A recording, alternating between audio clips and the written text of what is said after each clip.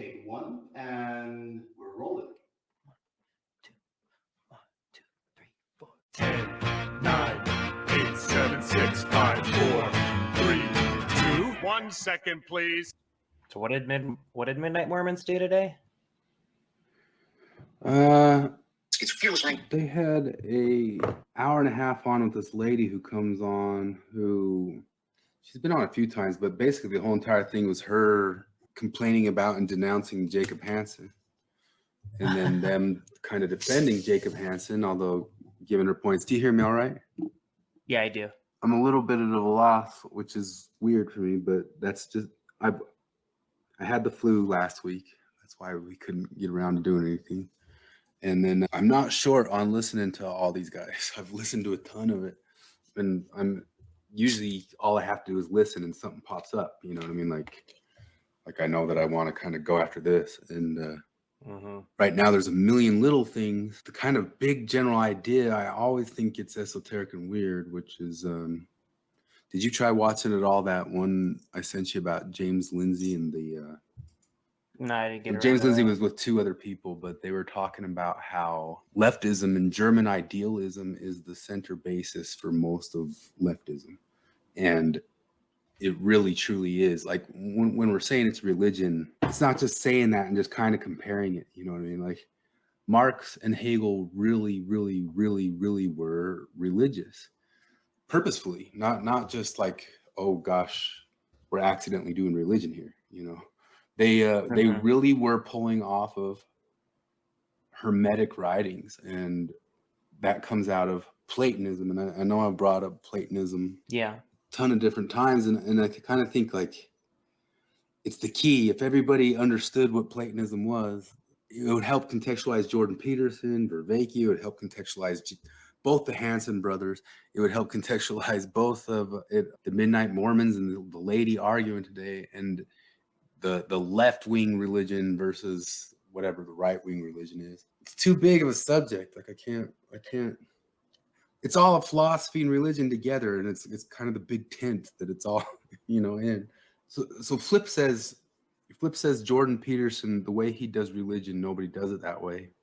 And I know what he means, but no, it's not true. But he's right. He's right in the sense of like all of us, as we grew up doing Mormonism, we weren't thinking like Platonists. But so yeah, that's kind of the thing that I don't. A lot of the lobster guys. Well, I don't know. Whenever we talk about this stuff, it's like we're speaking two different languages because they seem more Peterson as Mormons than I ever was. Because to me, it was always, you know, you hear Gordon B. Hinckley say some shit like, if it turns out the Book of Mormon didn't happen, then that means that Joseph Smith wasn't a true prophet, and that means none of this is true. That was my Mormonism, you know, that was what it is to me. And Peterson seems to, I don't know, look at that kind of thing differently. So yeah, you have this stuff. If you look like back at like Spinoza or stuff that's called like perennialism, there's always these people who are trying to make sense of like all religions together, even like kind of what Jung does, you know what I mean? Like all the religions are kind of try to make a big tent description of they're all kind of going along these lines. And I think what we all thought Mormonism is kind of how Jacob Hansen presents it, don't you think? Jacob Hansen does kind of push like, no, you're not making up your own stuff. You're not making up your own answers. The answers come from top-down authority. We all got to be on the same page about the stuff. If you're not on the same page with it, you're welcome to go. But no, if you're going to be here with us, the game's going to be played our way, and it's passed down from on high, from the general authorities on down. For sure. And no, I definitely like Jacob's take on Mormonism more than most people. I say it's his take on Mormonism, but it really seems just like what Mormonism intends itself to be. It's classically what I thought it was too. Yeah. So like I don't know. Like when people start saying things like, no, like you get your Dan Maclellans talking about how, you know, life is at first breath, and therefore the Bible is more in support of pro-choice arguments than pro-life arguments, and therefore it's like Dan Maclellan basically saying he's pro-choice. That's something we got to bring up too, is when we got him to answer some of our questions. Yeah, he totally ignored my second one, and my second one was better. He answered mine real fast, brushing it off, but it was good enough for me. Oh, it was great. His answer to yours was great, but mine, I understand why he didn't answer my second one, because so my first question, he did his live stream, and I was like, you know what? He's answering every single one of these questions. He's going down the list. So he will answer questions. I don't know how much time he has left. Let me fire one off. So I asked him about the whole abortion argument. I asked him about life begins at the first breath or whatever. He uses that in a lot of his abortion arguments, where he says life in Jeremiah says that life begins at the first breath. Therefore, a fetus isn't spiritually alive until it physically puts air in its lungs, right? And so I asked him the question, like, okay, could that be talking just about receiving oxygen to the brain? He's like, well, no, they don't have a word for that. And I was like, okay, fair. That was a quick firing off question. But then he seemed to have some more time. So I was like, you know what? He's reading every single question. I'm going to ask him a better one. And so I asked, like, okay, so what do you do, like, when your answers to these scriptural issues conflict with what the brethren say, what the apostles say? Do I go with what you say as an expert, or do I go with what, the prophets say, the people who speak for God? He just skipped over it. It was like the only question he didn't answer. He answered every single one in line, but he skipped over that one because he's paid by the church and he doesn't want to be like, well, don't listen to the people who pay me. Yeah, it's ridiculous. It's ridiculous to think that I can't imagine the church that I know of and the one you and I know Jacob Hansen kind of presents, which I think is right. Like I believe most of the general authorities, if they listen to Jacob Hansen, they'd be like, yes, we agree with Jacob Hansen, Sure.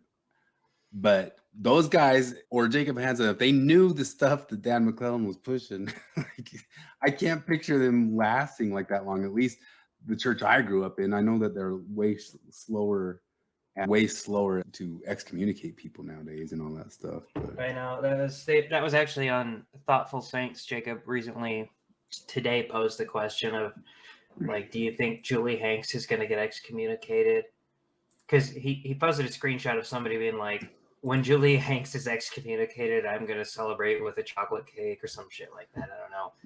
Yeah. And he was like, I don't think we should celebrate people's excommunication. What do you guys think about that? And they all had their discussion about it.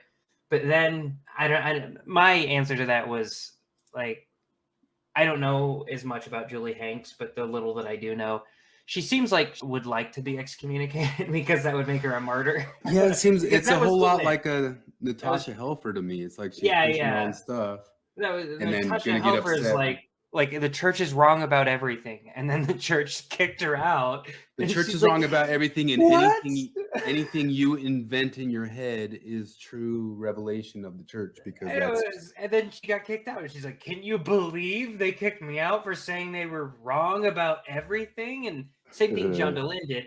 John Dehlin's is the most comical, though. His will always be the funniest excommunication ever because it's so fucking transparent. He's so much worse at this game than any of the people around him. I have no idea how he keeps winning at it, because like his excommunication, he had been shitting openly on the church and its leaders for like 12 fucking years.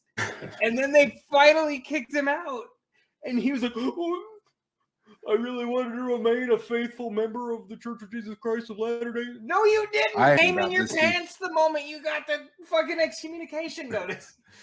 This is one of the things that frustrates me about this week, is that I've listened to so much. Like, I wish I had more, because I listened to so much Dehlin, and when I didn't get really that much, there's some, I've got some, but I didn't get that much great stuff for how much I listened. It didn't equal out. I listened to too much John Dehlin for you listeners out there this week. I want my time back. I had to listen to so much Dehlin, and I should be grateful when they're not being ideologically nuts and all that stuff. But because really, I listened to 5-6 entire podcasts. I didn't get that much, but I listened to him. I heard him You said excommunication. I heard him talking about it today.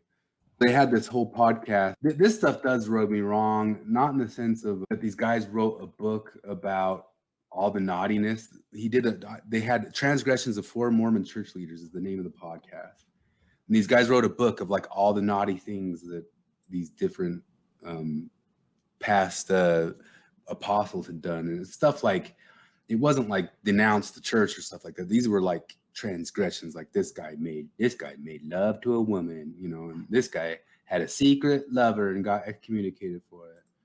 Rubs me a little wrong because it's like a little bit of like, you know, getting into just sins, just basic ass sins of people and acting haughty about it. You know what I mean? Especially coming from John Dehlin, it comes like off like, dude, I don't know if I would kind of push on this lady.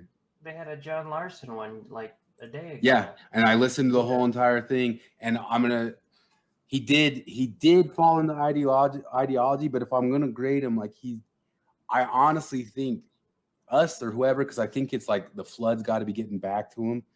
He's cleaning up. He's cleaning up his ideology a little bit. He got into whites, but if you listen to it, into whites, he got into the whites again. But if you listen to it, you can tell that he's pulling off the gas a little bit on that. What the heck? Who is this guy? That guy's a historian, who I guess does a podcast now with Lindsay Hansen Park, and he seems like a kind of real deal historian. In the past, I'd kind of questioned some like Foucauldian angles of some of the history podcasts and all that stuff, but these guys seem like they're legit historians that he had on. Yeah, so I was looking at the most recent one was about the Book of Abraham. Yeah, I didn't watch that. I can't help but be interested in stuff like that. That sounds awesome, and I know I'm gonna pull it up and listen to it, and it's gonna be like the Broad Meldrum one, where I was like, wow, that sounds insane. Let's listen to it. And then they're like, well, how utterly like racist and colonial minded of Joseph Smith to think that he could translate these ancient Egyptian documents and blah, blah, blah, blah, blah, and then never get into the actual Book of Abraham. Well, he's been bringing on some people who kind of stick to the subject a bit better nowadays. But yeah, Nemo seems to stick to the subject. He's got this other guy from, I forget who that guy is, but it's a little strange to me because they've been doing this 25 years, and now he's bringing on this guy to kind of cover all the very basic things, like let's cover all the errors of the Book of Abraham. And I'm kind of like, you've had an ex-Mormon podcast for 20 years, and we're doing problems with the Book of Abraham today. Like how? Like, I don't know. I guess somebody might have a new perspective on it or something, or like new info. I guess probably not. It's difficult because he's made this his entire livelihood, and so what the fuck is he supposed to do? Like, is he just? Yeah. I don't know. You can't. Because my wife ran into this same problem, and it's telling because my wife started her YouTube channel specifically on Mormonism. She kind of just started it as like a journal to herself when she's going through her faith crisis, and then it blew up for a little bit, and so she's kept doing it for a while, but she's realizing now, like she realized pretty early in, like well, there's not much more Mormonism to talk about right now. Like I've talked about a lot of the things, and it gets boring, and like, am I just going to beat the Book of Abraham like a dead horse for the next 10 years? But so she's been like interviewing more, like the Luz del Mundo. I don't know if you. Is that who that was today? And she got in trouble in the comments? No, that was a, she interviewed this woman who's like this TikToker she left the left. Mm-hmm. And so she was trying to sort of draw parallels of walking away from culty atmosphere. And so her viewers were pretty pissed about that. But no, one of the big things she's been doing has been interviewing the Luz del Mundo cult from Mexico and California. Their apostle, the main guy, just got convicted of like child porn and pedophilia and all this shit. Got sentenced like 16 years. Anyway, that's just one of the things she's been doing because she's like, I don't know, I can't do Mormonism anymore. So Well, the thing is, she's only had her YouTube channel for like 4 years, and John Dehlin has been doing this for fucking 20 years. And I don't know, like, at what point because he had to have that question a couple of years in, like, well, I said all the Mormon stuff. What do I do now? I was like, I guess I just do this 10 more times. but yeah, that's exactly it. It's like you go into like, I haven't watched the Abraham one either. It was today. But they just start from the beginning as if they've never touched on the book of Abraham before.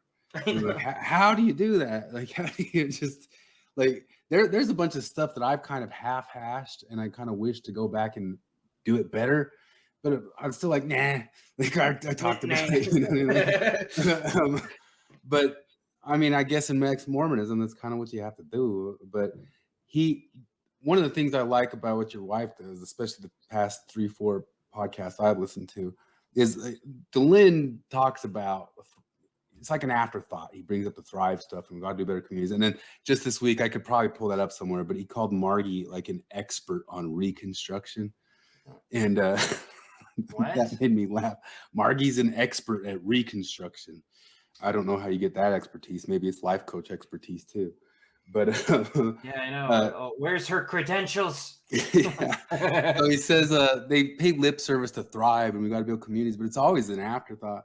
But I think you guys really get into resilience. You know what I mean? Like get over yourself, get better, get doing a thing, get moving on, get cracking here. You know. And well, Morgan's been reading a shitload of Peterson and hate and stuff like that lately, so she's been obsessed with that.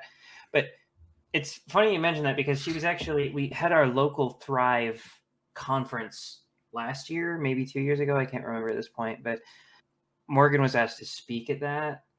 And I went long enough to watch the thing that she said.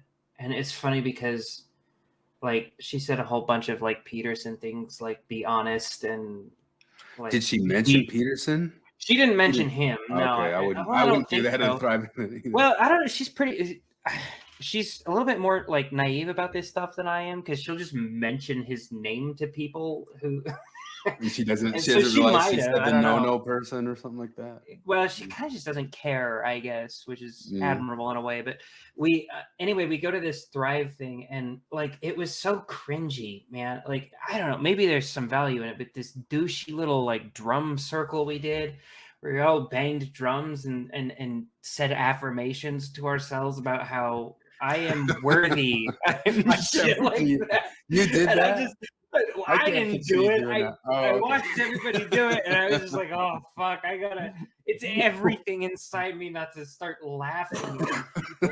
But then they, I don't know. I know Dehlin had he Skyped in and talked to us. I wasn't there for that part. But most of it, other than that, just seemed to be like everybody being like, "I'm an ally. I'm an ally." So it was like. We're going to do this exercise where like, I'll say if blah, then stand up. So, but like half of them were like, you have an LGBTQIA plus sibling. Oh, those people stood up. You have an LGBTQIA plus acquaintance and you're an ally. Oh, these people stood up. Shut the fuck up. Just, what are we doing here? This is church, but worse. Jared's wife got to participate in a Thrive event, is what he's talking about. I said a bunch of affirmations to myself, and I feel better now. I just had a total comedy of errors setting up here. But look what surreptitiously fell from the closet, like in a sitcom. You got a CD there? I can't read it. It's my handwriting, so it's really terrible. It says Porch Time Pilot 3106. Clayton and I were you gonna call one Porch Time? Clayton and I did. No, Clayton and I did like 6 episodes of talk radio at the Salt Lake Community College radio digital radio station in 2006. I remember you telling me about that. Didn't you bring on our one other friend? Politics with him? No, I think it was just me and Clayton. I don't know if anybody ever else came on. I think it was just me and Clayton. So this is just going off of what we were talking about a little bit earlier. We can get off this one. It's not that big a deal. But after talking about the transgressions of 4 Mormon church leaders and their naughtiness and their excommunications and him kind of reveling and joking, like, oh my gosh, I can't believe they do this. I can't believe they have affairs. I can't believe they have that stuff. He gets a little bit self-conscious. Discipline things happen in my, let's just say, extended family. And yeah, and I've made mistakes in my life. So, you know, I feel mixed about all this kind of stuff. I've been excommunicated, by the way. What? No, you've never mentioned it. Bishop too about. So this brings up a lot of feelings for me, but you know, It's kind of funny, but you'd have to juxtapose that against him the whole first hour and 40 minutes there, just kind of going, oh my gosh, this guy's terrible. He had sex outside of marriage. Oh my gosh. Who are we talking about? Oh, there's like 4 different old, like Lyndon Arrington, Richard Lyman. Yeah. They were apostle level people that got excommunicated for affairs. Like none of these were like major deals. Like they denounced the church, so they got excommunicated. Like all those ones that we know about. So are you talking about like? Are you talking about like the affair that John Dehlin had on his wife with Rosebud? No, I think Richard that's Lyman what, was after him married. After him reveling in all this for like an hour and a half, being like, oh my gosh, he suddenly gets self-conscious right there. Well, it's like I just recently saw the Simpsons episode where Ned Flanders is confronting Homer about stealing something of Ned's, and Homer says something about like, you know, I need to go shuck some corn. Well, no, he says the Bible does the Bible not say that he is without sin cast the first stone? And Todd Flanders throws a stone at Homer and goes, "Got him, Dad."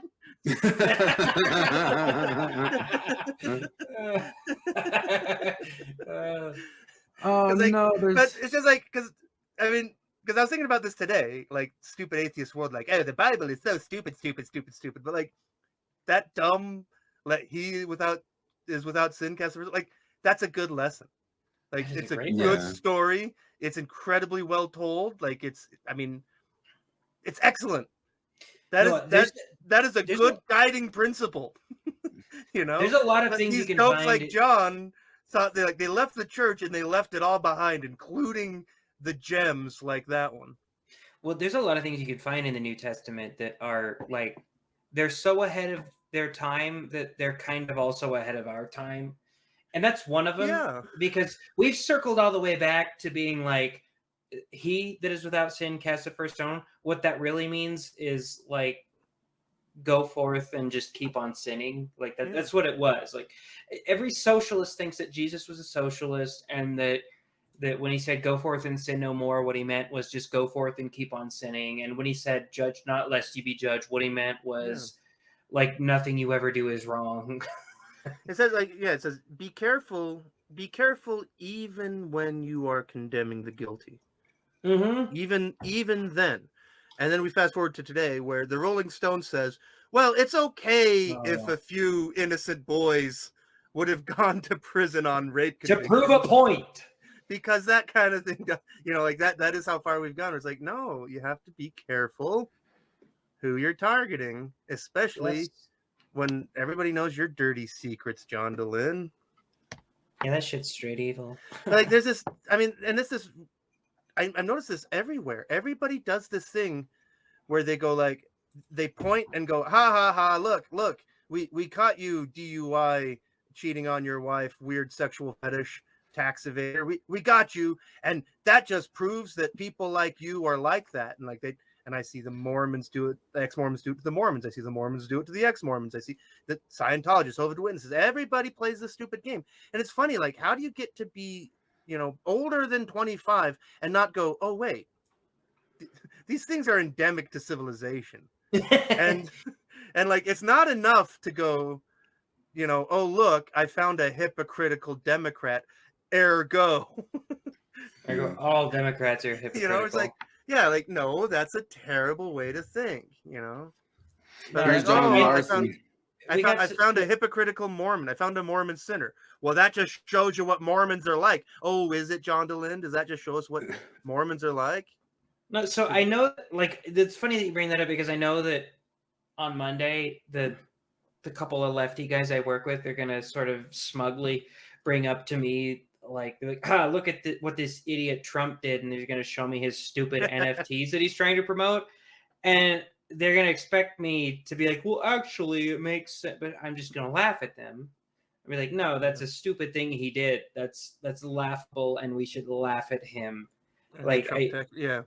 there are a lot of things that Trump has done that you should laugh at. Yeah. But the problem is like all I saw from right-wing pundits is say the same thing. I saw one defense of it. All the rest of them said, "What the hell is he doing?" And I never saw anybody on the left ever once say, "What the hell is Biden doing?" Well, and here's the thing: is that, like, I mean, I don't know. I have barely listened to Hannity in the last 15 years. I listened to him quite a bit in the 90s, and I got my fill. Like, to Hannity's credit, I have to say he has been a totally consistent Republican hack through and through. That guy is like, he's just rock solid. Whatever Republican Party needs that day is what Sean Hannity provides. You know, He's like, consistent. yeah, because like, I can say about, like, yeah, like, because Tucker, love him or hate him, like, is consistent to his principles, and that's good, you know. Tucker had a hilarious monologue tonight. I got to show it to you. Oh, I didn't. But see that one. it's funnier than Colbert, but you got to see it. What I was getting at is that, like, you know, because, like, if you talk to people on the left, they think that Shapiro and Tucker and everyone on the right are sycophants. They believe that Tucker is to Trump what they are to Biden. That's what they imagine. It's pure projection. And it's just so funny because it's like, it's hard to find them really saying nice things about, like, they are 98% critical of Trump. That's part of the problem of the dialectic. It's kind of one of the things that I wanted to get into this stuff, because honestly, like, the truth of it is like, you really have what they say is like the left wing is speeding off a cliff and the right wing is just driving the speed limit off the cliff. And you only really have that's the uniparty thing they kind of constantly talk about. Or I saw some meme about Mitch McConnell telling people that, like, you know, it actually turns out bugs are pretty good protein and you people should enjoy it. That sort of stuff. Like, every single thing that the right wing does is like, they're just kind of just there to lose. That's their job, is to lose. Or if they are somebody who stands up, it's the kind of the idea is they are supposed to be the idiots who make everything look real stupid for a little while, be the lightning rod, which was Sticks Hexenhammer's defense of the NFT things. Is he said Trump's put that out because later that day he did put out some platform issues, and all the, you know, frothing at the mouth of left-wing media just focused on the NFTs, and they didn't look at his platform issues. And Sticks Hexenhammer claims that that was his purposeful thing, that he purposely put up a lightning rod so that they didn't attack his platform issues. Yeah, the other thing is, like, because I always have to stop myself with Trump, because you're like, oh my God, Trump, what a stupid thing to do. Boy, have you shot yourself in the foot. But, like, isn't that what everybody was saying all along the entire time? And and somehow Trump apparently 4D chessed everyone in the world. He wins, and those nobody else ever wins. Mitt Romney's there to lose. Remember how South Park covered John McCain losing to Obama as soon as they lost? I remember I was confused by that, but nowadays I'm not confused by it. Like, him and Obama went backstage and were high-fiving each other and all that stuff. And that seems totally true now, especially if you follow how John McCain in Arizona has gone ever since. Let's listen to Larsen kind of agree with something that you were just saying, and then I want to go into a little bit more of this that we're talking about. We should keep talking about the dialectic and the right-wing boneheads. Wait, what are you going to say about the Napoleonic Wars here, John Larsen? Yeah. And he's talking, can we not contextualize what Mormon history, or this is source documents? So this is I'd have to say, out of everything I've watched, he said himself, since he's been back, they've done 20 shows. That's $20,000 in John Larsen's pocket. They've done 20 shows, and this is the first one that I really kind of found that I think he avoided ideology pretty well. Even when he went into it, he kind of curved it off a little bit. The worst thing up to this point I ever really heard him say was, he said it's hard to justify flying on a plane nowadays, which just goes in line with this climate change bullcrap. But That's the worst up to like here, like we're an hour and 50 minutes into it. Now he does bring up the white stuff again because he can't not. But I do think he's curbing off here a bit. Call him on his stuff. And I think that just carried. But it's all the more frustrating because we know all the other stuff in hyperbole they've said all along. But carried forward through all the church leaders to this very day. Think. Can't we just not contextualize it? Like, if I want to learn about the Napoleonic Wars, can't I just review the history and not try to constantly decide if Napoleon was wrong? I mean, Napoleon was a terrible person, but you had to fit in. There's the contextualization. Yeah, that you had to do because of audience capture. Like you know that the audience would. That's amazing. He's like, can't we just not contextualize the Napoleonic Wars? I mean, Napoleon was contextually terrible, but he's trying to make an argument, and he did it a bunch in this podcast. This one's all about source documents, and they do a good job. There's no preamble at the beginning, and then they just kind of go into the source documents and tells him why he likes it. And after a while, he kind of like starts giving off that he goes, you know what? I like these frontiersmen as frontiersmen. Like he kind of starts giving off that he really can think about them just as frontiersmen trying to make their way through the world. Well, also it gives credit to him because, we've kind of suspected, like, how much does he actually know about the Marxist roots of the weird shit he says? And this is evidence against that he doesn't really know what he's talking about. Because he's like, why can we just not contextualize everything? Really? Because contextualizing everything is what Lindsay Parks and feminism's program is. It's what critical race is.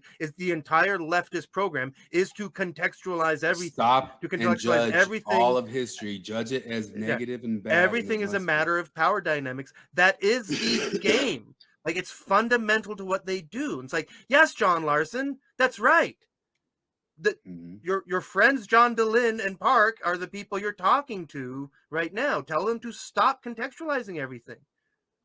Well, the Waterlooians, they were not really buying into the Napoleonic thing, and none of us really understand what Napoleon was after when he was trying to march into Moscow. Or, just what did they do?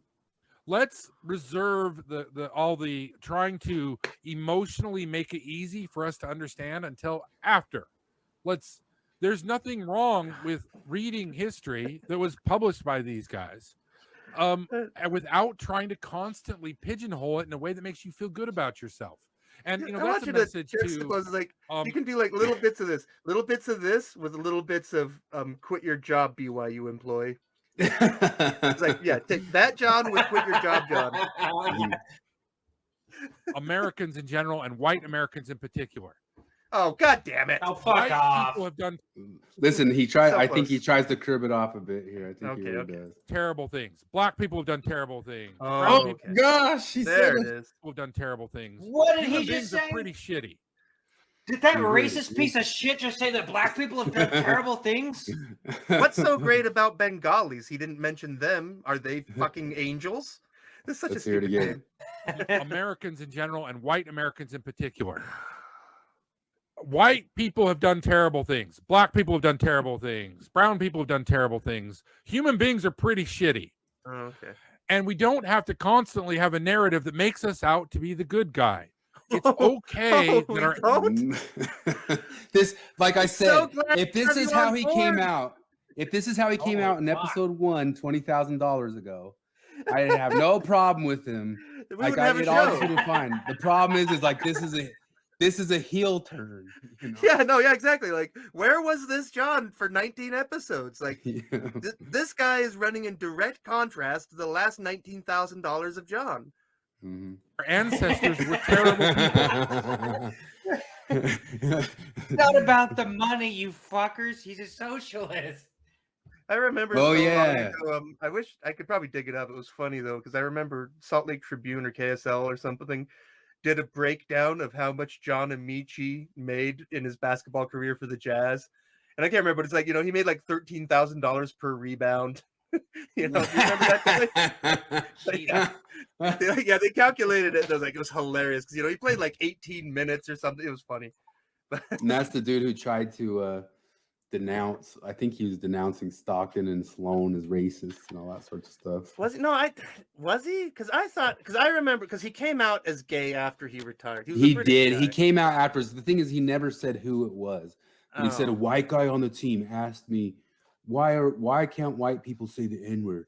And he put it in his book and all that stuff, and that made all the rounds. You know what was weird? I saw they had a John Stockton jersey in Timcast in the background all week. I don't know what that was about. He's an alt-right Christian national symbol, I'm sure. Yeah. He's anti-vax, and that's why he got canceled by the ESPN people. They took his jersey down at Gonzaga, or is that where he went? He did go to Gonzaga. I'm a bad jazz fan. Yes. Like, yeah, didn't they take his number down? Yep. And they were talking about removing his name off the street. Ridiculous. Done terrible things. Brown people have done terrible things. Human beings are pretty shitty.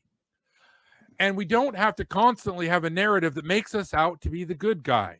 It's okay that our ancestors were terrible people. I guarantee you, dear listener, you are descended from prostitutes and murderers and drug addicts and everything. Because he's sounding like us. We've made these points. Human beings. You know what's funny is that. Hold on a sec. Is John Larsen being nuanced right now? That's what I'm telling you. Yeah, that's this whole episode. Where's nuance? It's like I feel like he curbed off. Holy on fuck! Yeah, no, like, because I mean, I don't know, because like, and to be clear, credit, like we agree with you, John. This is the good stuff. But like, do you not see the direct contradiction with what you're saying now and what you have said so consistently for the last 19 episodes? Starting with quit your jobs, BYU professors. I know that human was beings, the biggest thing. right? Yeah, like, and like sacrifice your retirement. You know, like Jesus, John. Rather than try to fit this, if I were there. Yeah. He's got his goat farm. He's okay. There's some kind of narrative that makes sure that we can sit on billions of dollars in our big red chairs. Is anybody out there just want to engage in Mormon history for Mormon history's sake? That's what I wanted when I started Mormon Expression. But then I found out that of all this pain and terrible stuff. But this stuff is interesting. This stuff is good to know. This stuff is a part of the American experience. It's a part of our engagement with Aboriginal Americans, with the First Nation people. It's part of the settling of the West. It's part of the ideas that shape modern conservatism. It's part of the ideas that shaped the modern evangelical movement across the world. These are critical things that we need to understand ourselves. And we need to let go of our self-esteem hanging on people that died 170 years ago. All right. Hell yeah. Preach. Okay. Wow. All right, John. So we're at number 10. It's like they met me when I was 12. Wait, and this I is the figured part. out not to be ashamed of or proud of my ancestry. You know, it's something like, was it John or was Norm Macdonald said something talking about, like, you know, being proud of your skin color? He's like it's like being proud of having lungs. Like, oh, look at this thing I did. Like, no, I had this exact conversation with we had one black guy that we worked with for a while. He left like last year. He was driven out by the machine. No, they were talking about him the other day. They were talking about how he would always bring race into everything, and he would bring race into a lot of things. So they were kind of right about that. But like, they were, I don't know, this really like collectivist. He doesn't know he's collectivist, but this really collectivist conservative dude that I know was telling me, yeah, Petey would always bring race into everything, and he talked about how we like genocided the American Indians and stuff like that. And I was just like, yeah, no, I had that discussion with him, and he, I remember because it was during Black History Month, and he brought up to me all these inventions that black people had invented. He's like, do you know a black person invented this and this and this and this? And he was wrong about a lot of them, but what, like the ones he was right about, I was just like, look, man, am I supposed to be bothered by these? Is it supposed to bother me that black people invented these things? And he's like, well, I kind of thought it would. Yeah. And I was like, no, I don't have any skin in the game. Like, I am grateful for every invention. I'm not proud of them. Like I am proud of the people who invented them. I don't take any personal pride in it because I didn't invent them. I remember this in Brazil. They would always bring up Santos Dumont because they'd be like, did you know that the Wright brothers didn't actually invent the plane, so fuck you. And I'm like, well, really? Because if that's true, I want to know. and I looked it up, and they were totally wrong. Like it's even the Oh no, Santos they're totally Dumont- right. This, You can I always don't know tell there's a that- Brazilian in the room because somebody brings up the Wright brothers. They bring up Alberto Santos Dumont. Because I'm I here don't to know, make the so case. Like, no, you the could make the Brazilians case have a for case Santos there. Dumont. The Americans, like the Wright brothers, did not invent airplanes or powered controlled flight. Specifically, that's the claim hinges on that, was powered controlled flight. Because the whole point is two things. Number one, the first documented instance of powered controlled flight was, I think, 1896. And that was Alberto Santos Dumont in Paris with a powered dirigible that he built. In because the whole Paris point is that- after he had been exiled from Brazil. Well, whatever. We're talking about inventing airplanes here. But No, because the whole point is anyway. that because Paris said like what they said is you have to do like because it was like an X Prize. It was one of the original like X Prizes, and whoever it was, I forget who it was, but there was a big prize for you had to take off from one spot, do a figure 8 around Paris, and land in the same spot. And that was the challenge. And Alberto Santos Dumont accomplished that first in a lighter than aircraft in 1896. 1903, the Wright brothers flew a catapult-launched aircraft in a straight line for 12 seconds. And it was undocumented. All of the information we have about that flight is from the Wright brothers themselves because they specifically kept it secret. They didn't want media there because they were testing their invention and still hadn't patented and all that crap. Meanwhile, in 1906, in the BIS 14, the BIS 14 was a heavier than aircraft that Alberto Santos Dumont flew in the true Paris thing. He had to take off under its own power, fly the figure 8, land in the same spot. That was the first airplane, as in a usable aircraft that could fly and take off and maneuver and all that crap. The Wright brothers in 1903, what they accomplished was incredible, and they deserve enormous credit for everything they did, especially considering that they were two dopes working by themselves. Alberto Santos Dumont was a gajillionaire with huge patrons and had a lot of money backing him up. So we'll give the Wright brothers all that credit. But an interesting little factoid about how dippy the first Wright brothers flight was is that the Antonov 225, which is the largest, heaviest aircraft ever built, it was that Soviet. It was built in the Soviet era, but it's a giant 6-engine mega transport that got destroyed in the Ukrainian war. Anyway, the cargo hold of the Antonov 225 is longer than the first flight at Kitty Hawk. To give you an idea, like, and it was a 12-second flight. The thing moved at like 28 miles an hour. It was kind of ridiculous. But yeah, like the biggest airplane in the world, their cargo hold is longer than the Wright brothers' first flight. But so that's how that's if there's anyway, there's a Brazilian in the room when somebody brings up the Wright brothers. Anyway, point is the dates that I looked up were, I don't know. I haven't looked up anything since then, but the dates that they told me were different. Well, I can tell you that I can totally believe that Brazilians would get details about this wrong for a lot of reasons. But it's at any rate, it's kind of a stupid little nationalistic thing aning. The whole point was, like, I was explaining to them, like, look, I don't care if the Wright brothers got this. That was kind of the point I was bringing up with them, was that, like, if whether the Wright brothers got it first or Santos Dumont got it first, like, I don't, like, I can't take any credit. I can't take any more credit for the Wright brothers than I could Santos Dumont, because I didn't do either of those things. Yeah. And we had this discussion, and it was funny because I brought it up.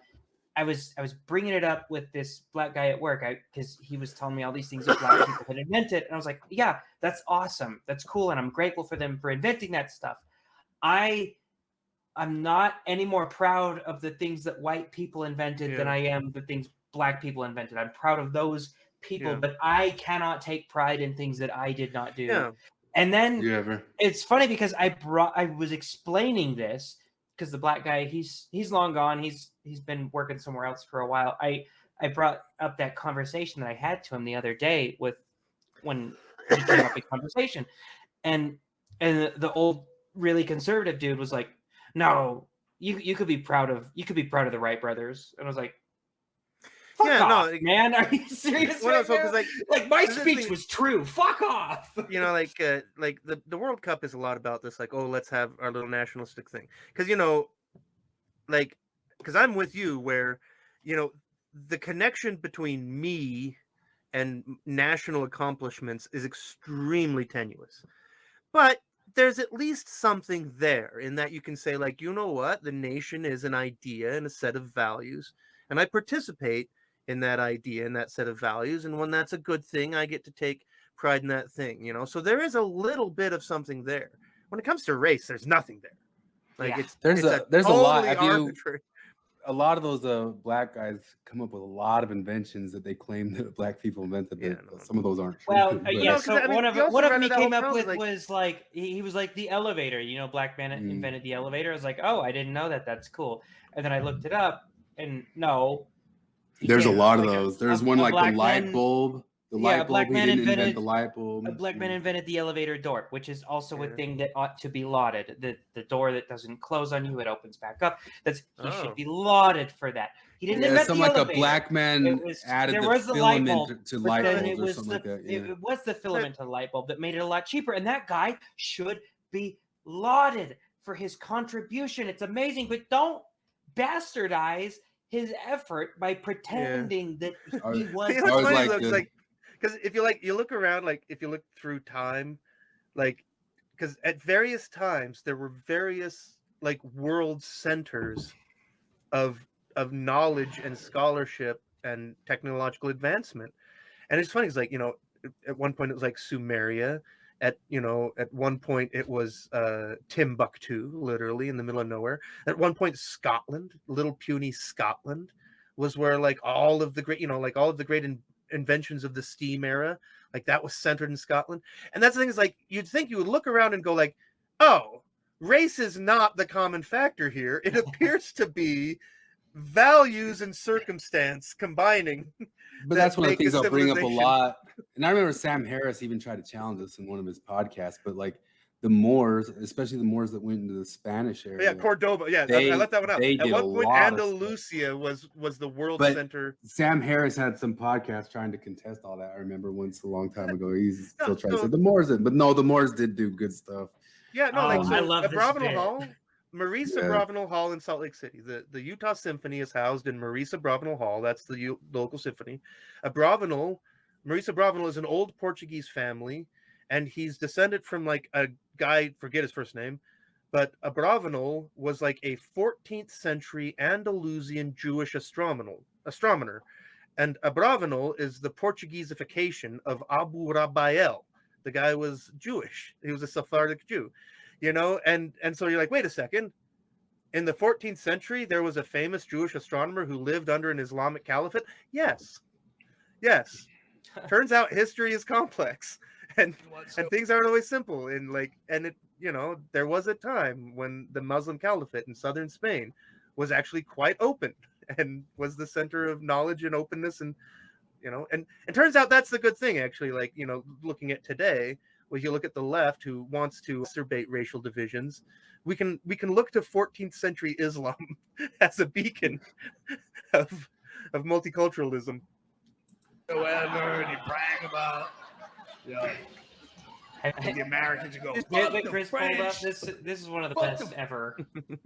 French, if we hadn't have saved their ass in 2 world wars, they'd be speaking German right now. You go, oh, was that us? That was us? Was that me and you, Tommy? We saved the French? Jesus. I know I blacked out a little bit after that 4th shot of Jägermeister last night, but I don't remember. I know we went through the Wendy's drive-thru. We are going to get one of them fresh cheddar sandwiches. It looked so alluring on the commercial, but then we ordered it and realized we had no money, and we had to ditch out before the second window. And those douchebags in line behind us with the bass music probably got our order, and out. We laughed about that, but I don't remember saving the French. I went through the last 10 calls on my cell phone, and there's nothing incoming or outgoing to the French looking for muscle on a project. I checked my pants. There's no mud stains on the knees from where we were garroting krauts in the trenches at Verdun. I think we didn't do anything but watch sports bloopers while we got hammered. I think we should shut the fuck up. Yeah.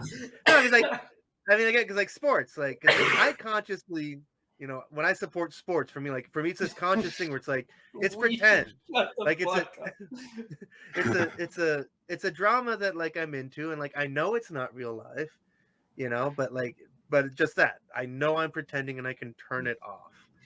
But I guess that's like, I don't know, because like I think the conservatives have a point that like, you know, like if you need some kind of national identity, because otherwise what are you? Like if you're not bound by something, what are you? You know? And so like it matters what those somethings are. But now I see you've turned on this guy. Well, this is, we already talked about him a little bit before he got here, but this, he's got a guitar too. Does he ever play his on the show? No. So he's got Superman, he's got guitar, and this is at his church office, at the church office? I don't know. I'm guessing. Or is that his home? Yeah, I assume. No, I assume it's so. No, You we can't talked have about Iron this, Man and guitars at the church office building. Hulk, he's got a Hulk painting. No, so this is funny. We were talking about this before you came on, and I don't know if you saw. Chris and I asked some questions on this live chat because we realized he was answering every single question sequentially. Wow. I asked a dumb question first that he dismissed pretty quickly, but he did acknowledge it. But then the second question I asked, because I was like, oh, he's answering every question. I asked him, I was like, so what? Because he's talking about scriptural interpretations. I asked him, what do you say to an active, believing, faithful LDS member when what you say conflicts with what the brethren say? Should I go with what the prophet says on interpretation of the scripture or what you say on interpretation of the scripture? Can you guess how he answered it? He dodged the question. He didn't even acknowledge it. He skipped it. He answered every question except that one. But then one of the things that kept coming up is he says that he keeps his Mormonism out of it. Again. He says he has to keep his Mormonism out of it because he wants to stay based on data, and he wants his biases out of everything. Wait. He just wants to be talking about pure factual facts. Isn't that so then I asked admission? I asked him why, except for your political biases, right? And he read that. Oh, yeah. And this is what he said. He said, I don't have them. I'm working on. No biases except the political ones, right? No biases. The fact that the data supports certain political positions isn't a sign of bias. Such a are there any texts that support the idea that that's all he says to that? That's the dumbest thing that anybody's ever said that was dumb. Wow. No, actually. So his politics are fine because those are just literally data. Everything. He owns the data, and wow. Yeah, he's a pile of moose. No, because that thing is like I'm realizing more and more about like what it means to be authoritarian, and it really is like my way or the highway, and like that's just what he just said. Like he just can see, because like I'm always willing to hold open. I could be wrong. I'm willing to hear the best case against my position, and he just said like no, I don't have a bias. My interpretation of the data is entirely correct, and I always know when the data is correct. Like, wow, what a yeah, because I think that's what we're going to lean into, and maybe even talk about even how some of the right wing tend to do it. James Lindsay was talking about it here. There was 2 podcasts on this channel. I forget what the name it is, but they're both long. They're both dense. I highly recommend both of them. TCTP Truth Sled. I don't know what that is. But they both get into the details of how Hegelian German idealism really is religion. It's not kind of like religion, acts like, no, it really is religion. Yeah. And all of leftism comes out of the religion of it. And, but in the process of it, he also kind of they talk about how like everything's this dialectical trap, like they try to drag you into dialectical traps, which you see happening right now, like with Elon Musk. We can get into that stuff. But some of the stuff of like how the rules apply to thee and not to me, and then I'm going to scream about this stuff and just scream about it, not even care or worry that I'm being a hypocrite about the last thing. They're all dialectical traps, and then the right just plays into it. And one of the things that James Lindsay will talk about is like they'll play into the thing of like, you guys are Christian nationalists, and then you'll get some boneheaded right person like Marjorie Taylor Greene to say, well, I am Christian. And I am a And nationalist. I'm a nationalist. I am a Christian nationalist. I will hold the sign. And they'll play right into the dialectical trap for them. But this is James making kind of like a stand for like liberalism in the middle of that, which is the small L liberalism, which we're the last ones trying to stand up for it. But everybody's got to remember that this is what it's about, because a lot of the people that we see coming back on the right side, Jared and I were talking about earlier, maybe we'll bring it up, but even Matt Walsh and Michael Knowles this week, and I've talked about them before being this way, but they bring up how like if they were given the stick of authority, we would all be just as irritated with them and their censoriousness. Oh yeah, and no, the stuff that's the Matt Walsh's his thing today was. I don't know. It was sort of a deciding moment. I actually watched the show today. I haven't watched it in a while, and I was like, oh, I guess this is where our tenuous allyship ends. Like, I loved the What is a Woman documentary.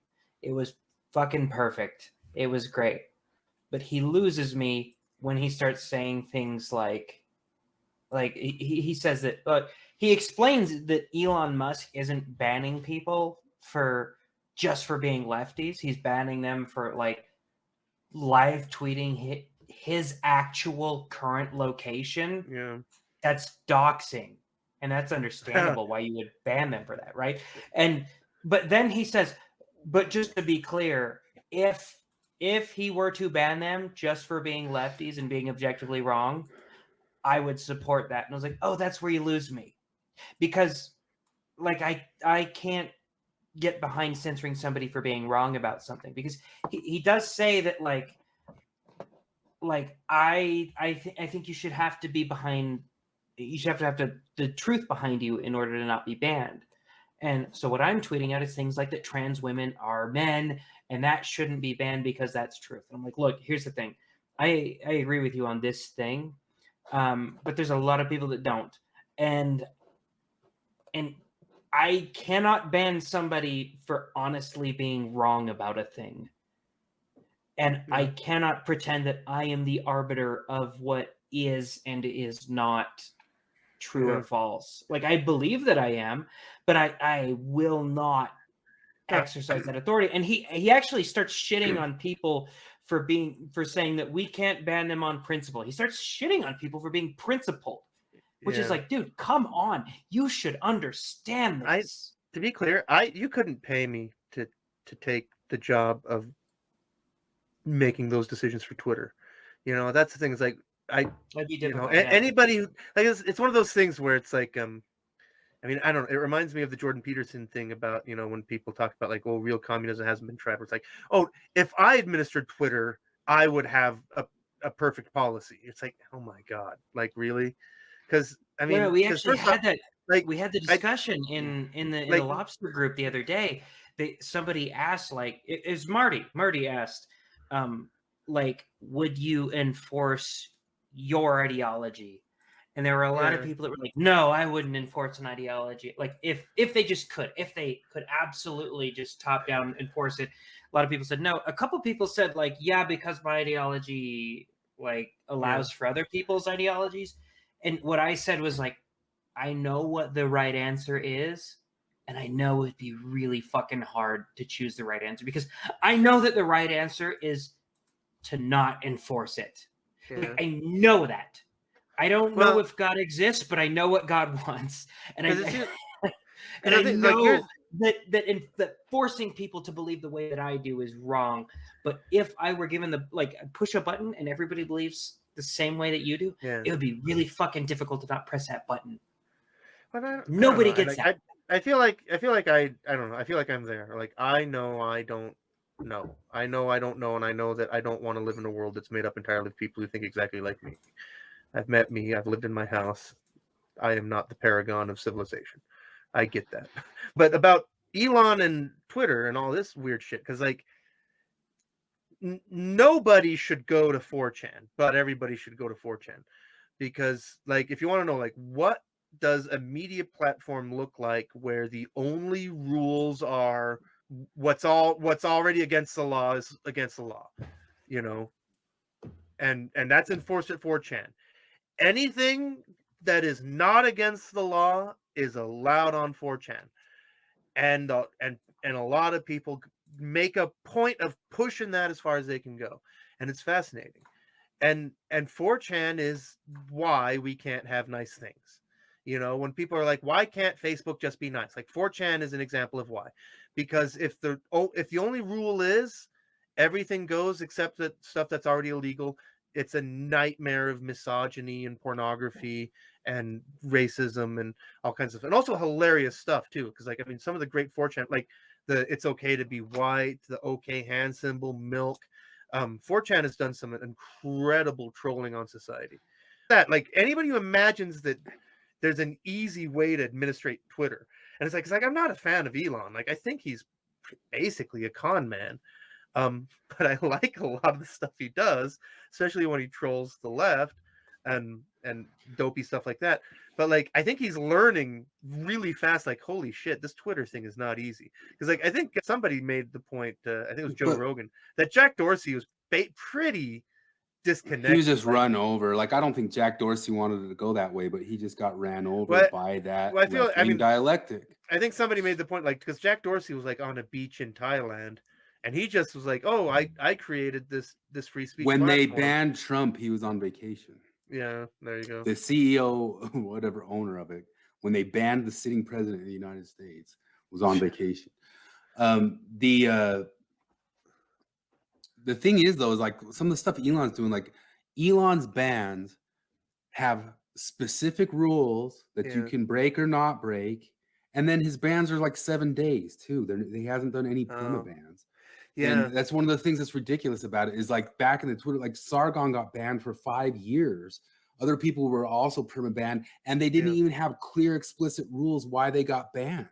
No, we know now, like we know from the Twitter files, we know now that it was totally arbitrary, and people internally were questioning it and saying, like, wait a second, do we have a standard or not? It's.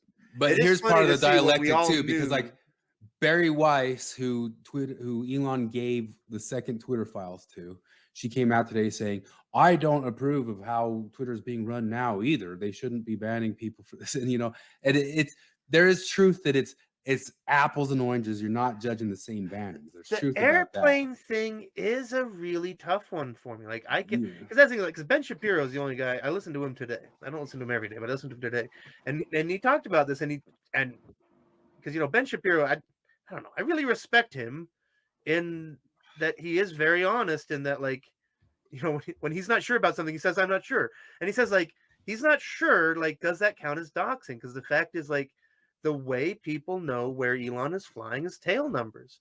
And like, I am a nerd, I'm an airplane nerd, and I don't fly a lot, but every time I fly, I'm the kind of nerd that inputs the tail number of the plane I'm flying on, because there's a handful of websites that will show you that aircraft's entire history. And it'll even tell you stuff like if it's ever had a serious incident like an overweight landing or a tail strike, you know, like it'll tell you everywhere it's fucking been. It'll tell you how old it is, what airline, you know, and I like to know that stuff. And like for like FAA reasons, like it's public information, like the tail numbers on the airplane, it's registered, you can tell who owns it, you know, and so like that's public information.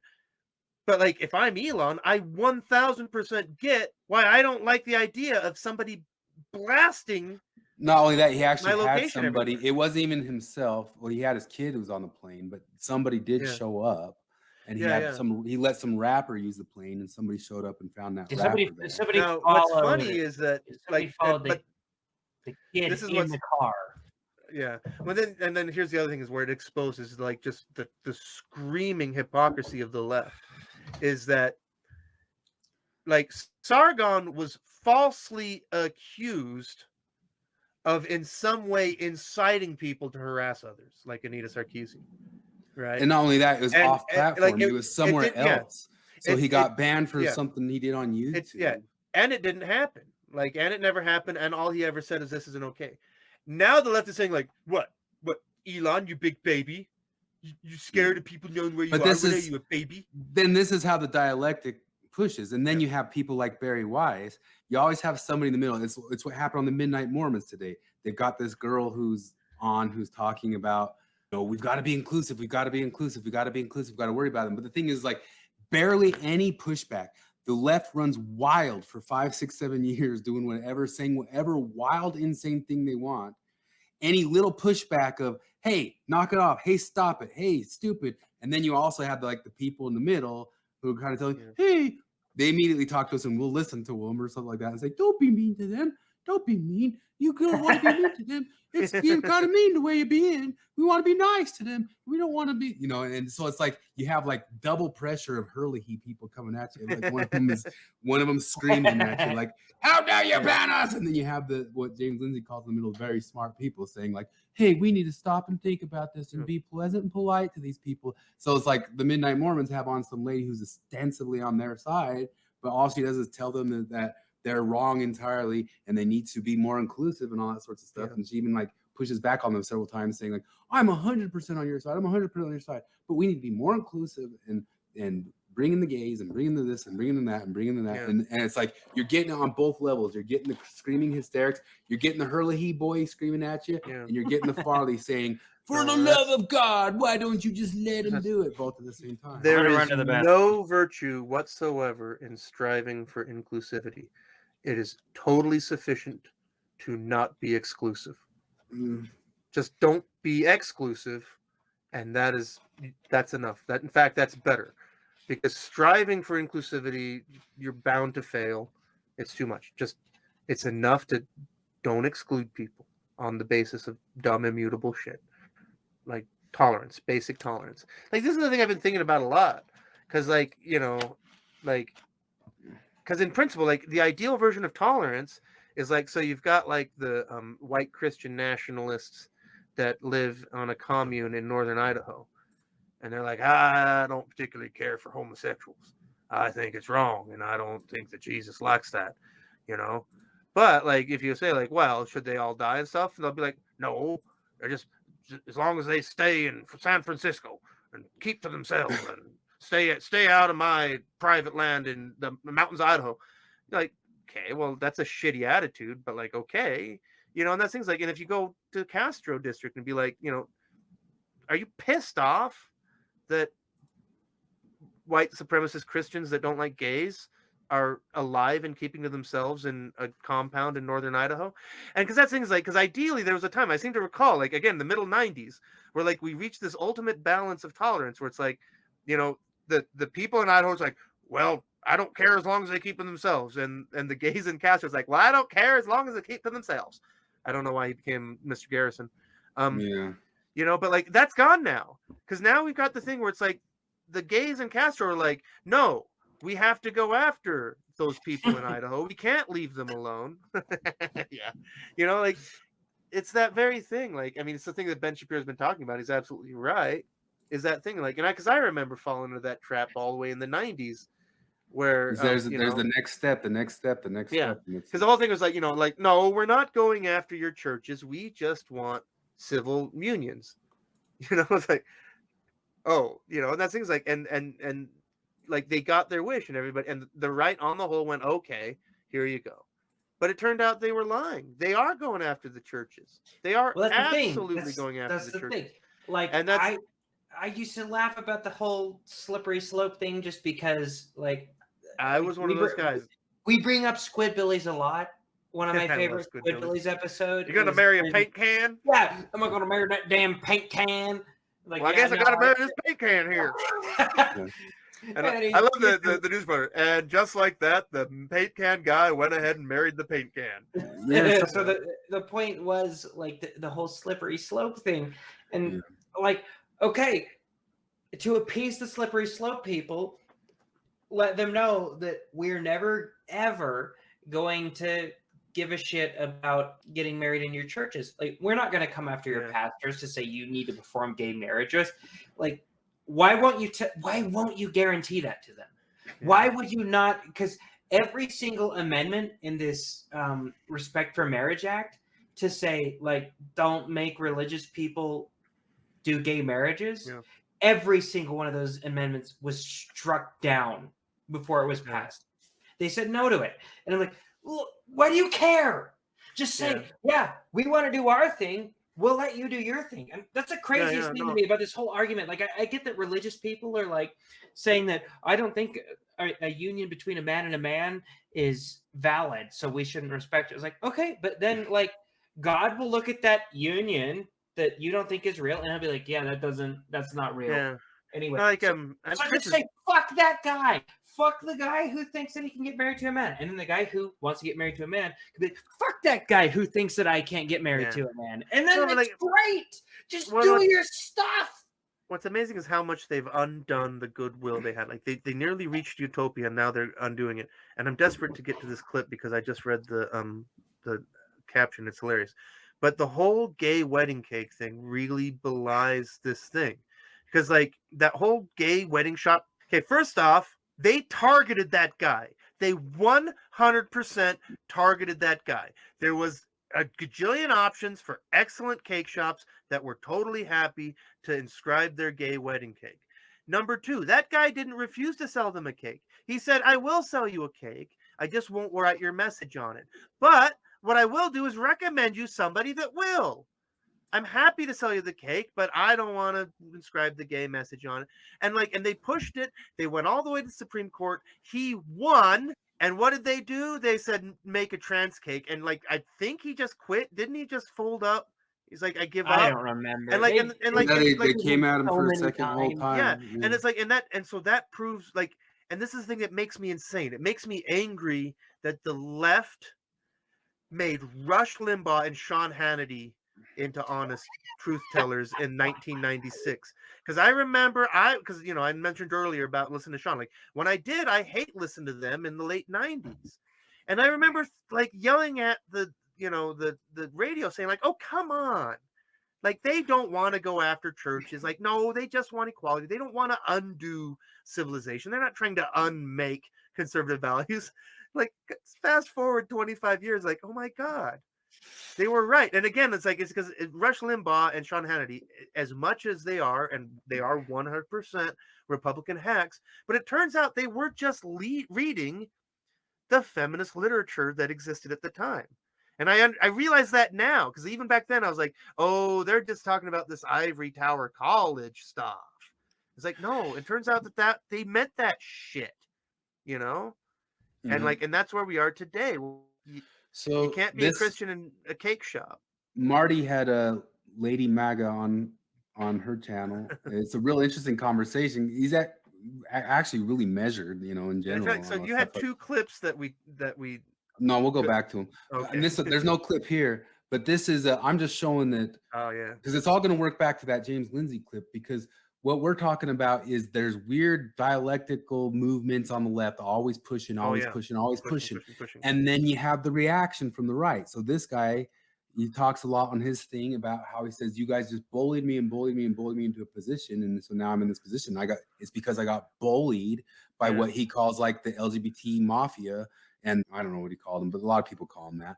And you have a lot of these right-wing reactionaries kind of starting up now, and they start saying stuff like they're not going to understand the ideas thing. They'll only understand power. And that's a little bit of what the Midnight Mormons were talking about with that other lady today, is they said, you guys don't understand that we've been the ones who've been getting bullied around for the past 10 years. And I kind of believe this is the truth of it. It's there's a level of me that in the 90s, maybe I kind of leaned into helping the left and stuff, because they really were the underdogs, and the kind of authoritarian pushers were the right side guys of stuff. And then it flopped somewhere around 2008, 2010s. And they completely went the other direction, just started pushing, even though I think there's a lot to argue that the left has forever been pushing in that direction. But then when the right comes back, it's usually with a hard stick, like what we're going to hear Michael Knowles claim that he would like to do. And Michael Knowles is on the Overton window fringe of this, he's in the Overton window.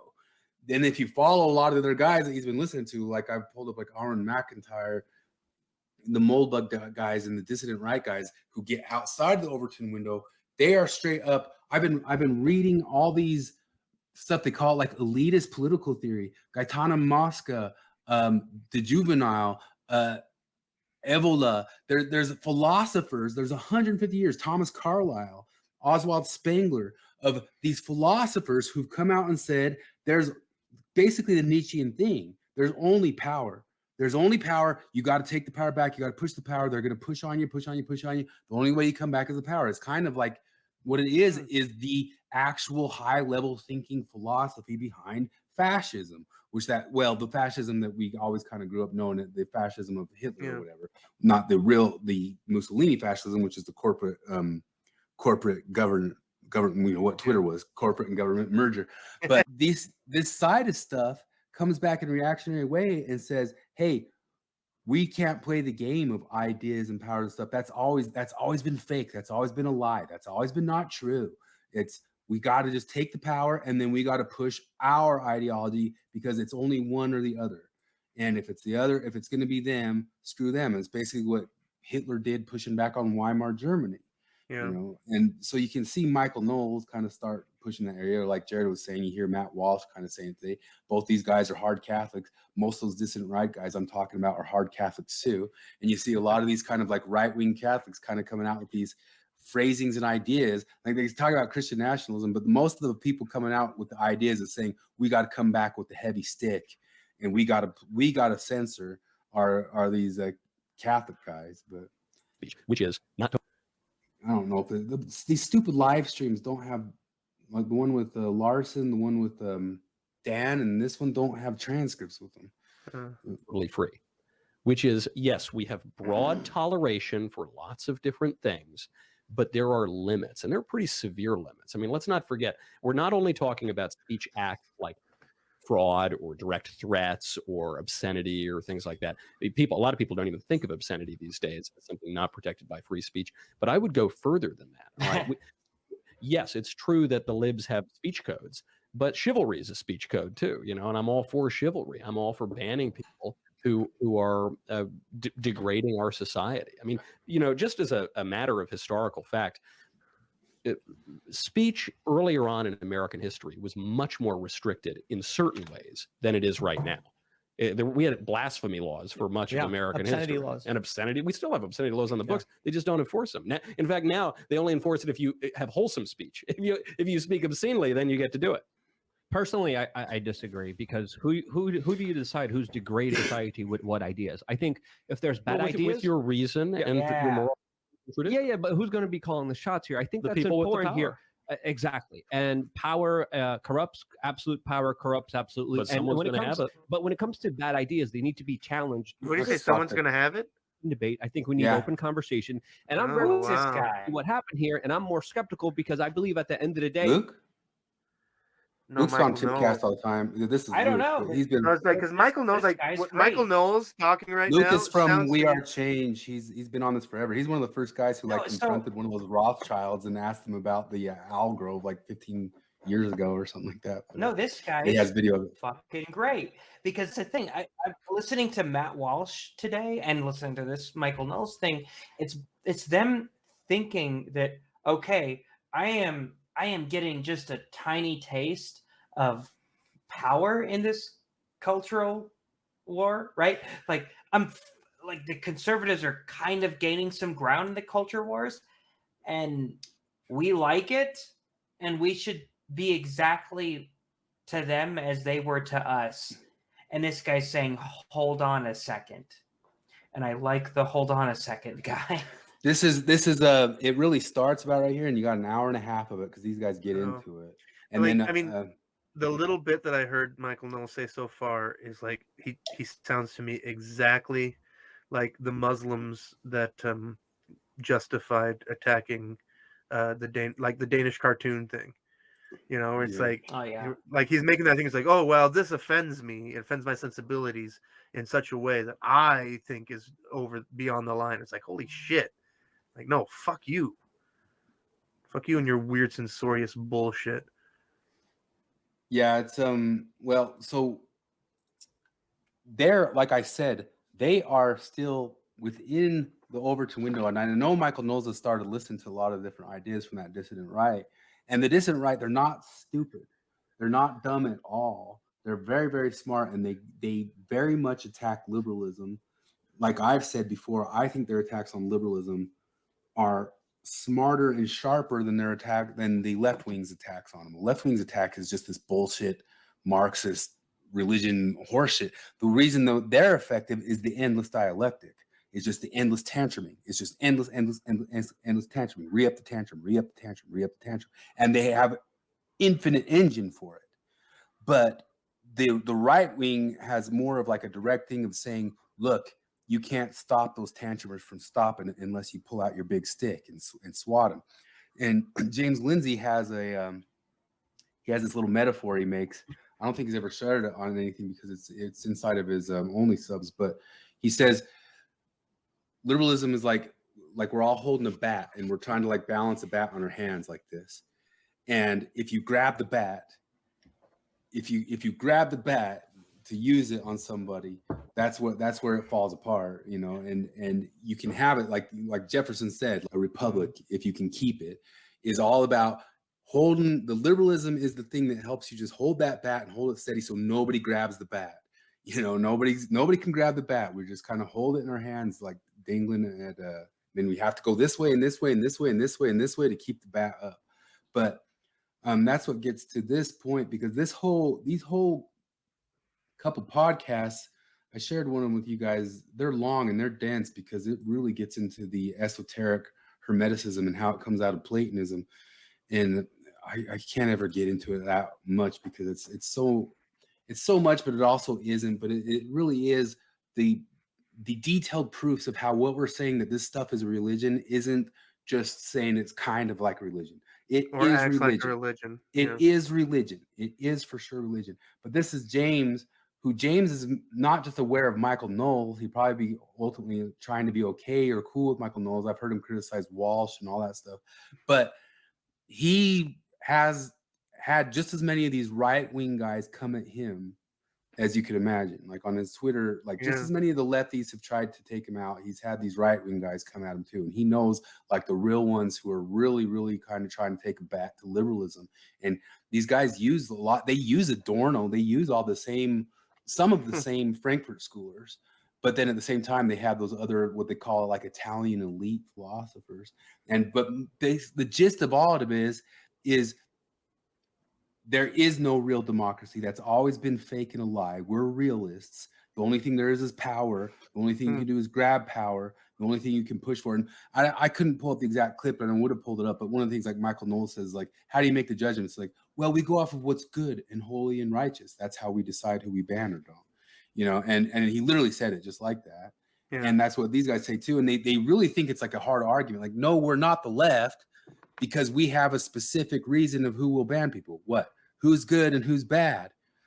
Like, what's good or bad? Don't act stupid. You remember when do you remember when Sargon debated Richard Spencer, and Richard Spencer just kept yelling at him like, you don't even understand, you don't even really know, you don't even really get it, Sargon. Like they have this way of like kind of like denigrating you for acting like it's not very clear what you mean by good. They'll scream at you like, no, you know what good is. We know what good is. The good is this. The good is what's, and we can even agree with some of that stuff of what the good is. Like we can get into esoteric debates, but we'd probably like largely agree of like, if something's beautiful or not beautiful, there's probably like a little bit of a place there where we could get most humans to agree, you know, on what's beautiful and what's not beautiful. But these guys think that that's, no, there's an obvious hard cutoff line, and what's on the side of good is our religion as well. And that's one thing that drives me nuts is like, and it's I think it's just a fact of existence, which is that like some of the biggest issues in American politics for our entire lives, two of them, immigration and abortion, there's actually broad consensus in the middle. Yeah. But because of the extremists, pushing the dialectic on both sides, it's impossible. Yeah, exactly. But there's actually broad overlap. Like there is compromise to be had, but the extremists won't compromise. Yeah. And so Knowles tries to like make an argument in that same debate. He says, we like what's good or not isn't arbitrary. Like what's better, baking a pie for an old woman or kicking a baby in the face? And, you know, he's making it as like an argument. Like, obviously we know what's good and what's bad, but it's like, it's never that simple. You know, it's there's stuff in the between, like the drag queen story hour. Like we can't sort that out as a society right now. You know? But then Knowles goes on to say that like I would make it illegal to wear women's clothing in public as a man. Yeah, you should. Like, All that. actually, it was Marty that He sent would me that ban clip. he would have banned the adult stuff. Like the rest of us Yeah. all would say, hey, do your drag shit all night long, all day. Maybe I'd even come like watch a show or some shit if you guys were 100% on board with that being an adult thing, please. And in adult places, you know. And what it was for a long time, and what people have happily tolerated forever. So the thing like that our I entire noticed- lives, there's been drag shows. They haven't been raided by the police for being drag shows. No, they're allowed. But Knowles would ban. Don't take it to the Knowles. public school. Yeah, So no, Knowles would ban the- those. Like, fuck Knowles for that. That's sort of the thing that I notice about Walsh and Knowles is that they have this punitive mindset where it's like, no, we should treat them like they treated us. Like, no, they treated you unfairly. Do you think that, like, how have you gone this far in life and made a living off of talking to the public about basically like philosophy pretty much, and not come to the conclusion that two wrongs don't make a right? Because like banning somebody from saying a wrong thing is stupid because they think they're banning you from saying a wrong thing. So a lot of the stuff that you'll read from those right-wing philosophers, who again I said are not stupid if you go and read the stuff, like, but what's really convincing, especially to those people, is they argue that the liberalism, no matter what, leads to the drag queen story hour, like the slippery slope. And we can like 100% see the nuance and that real nuance and say, yeah, the slippery slope seems pretty freaking real. But these guys talk about how like, then the only answer is grab the bat. But our thing is like, no, you can keep it in the liberal realm. And this is what James leads us all the way up to this argument right here. Because James, this whole podcast is about how the left tantrums and pushes and pushes and pushes. It's really good. I really recommend this one. But then you realize that the right plays into the dialectical trap, because one of the things to realize is the right wing grabbing the bat is part of the plan of the Marxists. It's part of the plan. Are you sure that we're not just one of those?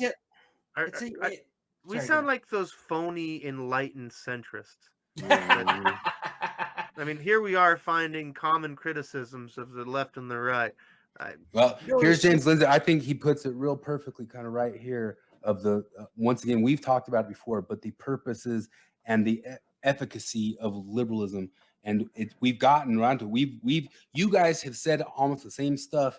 But he puts it really well here, because it's really about who's compelling. That's it. Who's trying to compel the other person?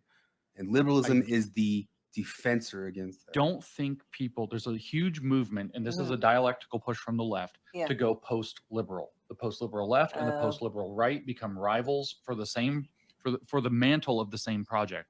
Which is the end of what I just described from Locke. And the fundamental basis that allows you to get into that, if we want to call it wizard circle, is the failure to understand what the purpose of the American experiment in the Bill of Rights was in the first place. And that is to preserve above all else, above everything else, your ability to have freedom of conscience and thought. You can't be compelled to think or especially worship against your own conscience. And people don't realize they think that they're like, liberalism as a religion doesn't really give anything fulfilling. No. Liberalism is the expressed statement that the state can't tell you what your religion is, because who knows who's wrong? It's at the end of the day a matter of faith. If it's truly religion, who knows who's wrong? The state can't compel you in your belief, and it's not supposed to. Therefore, you can't impugn liberalism for not doing the thing that it's protecting you from. Right. Yeah. That's its selling point.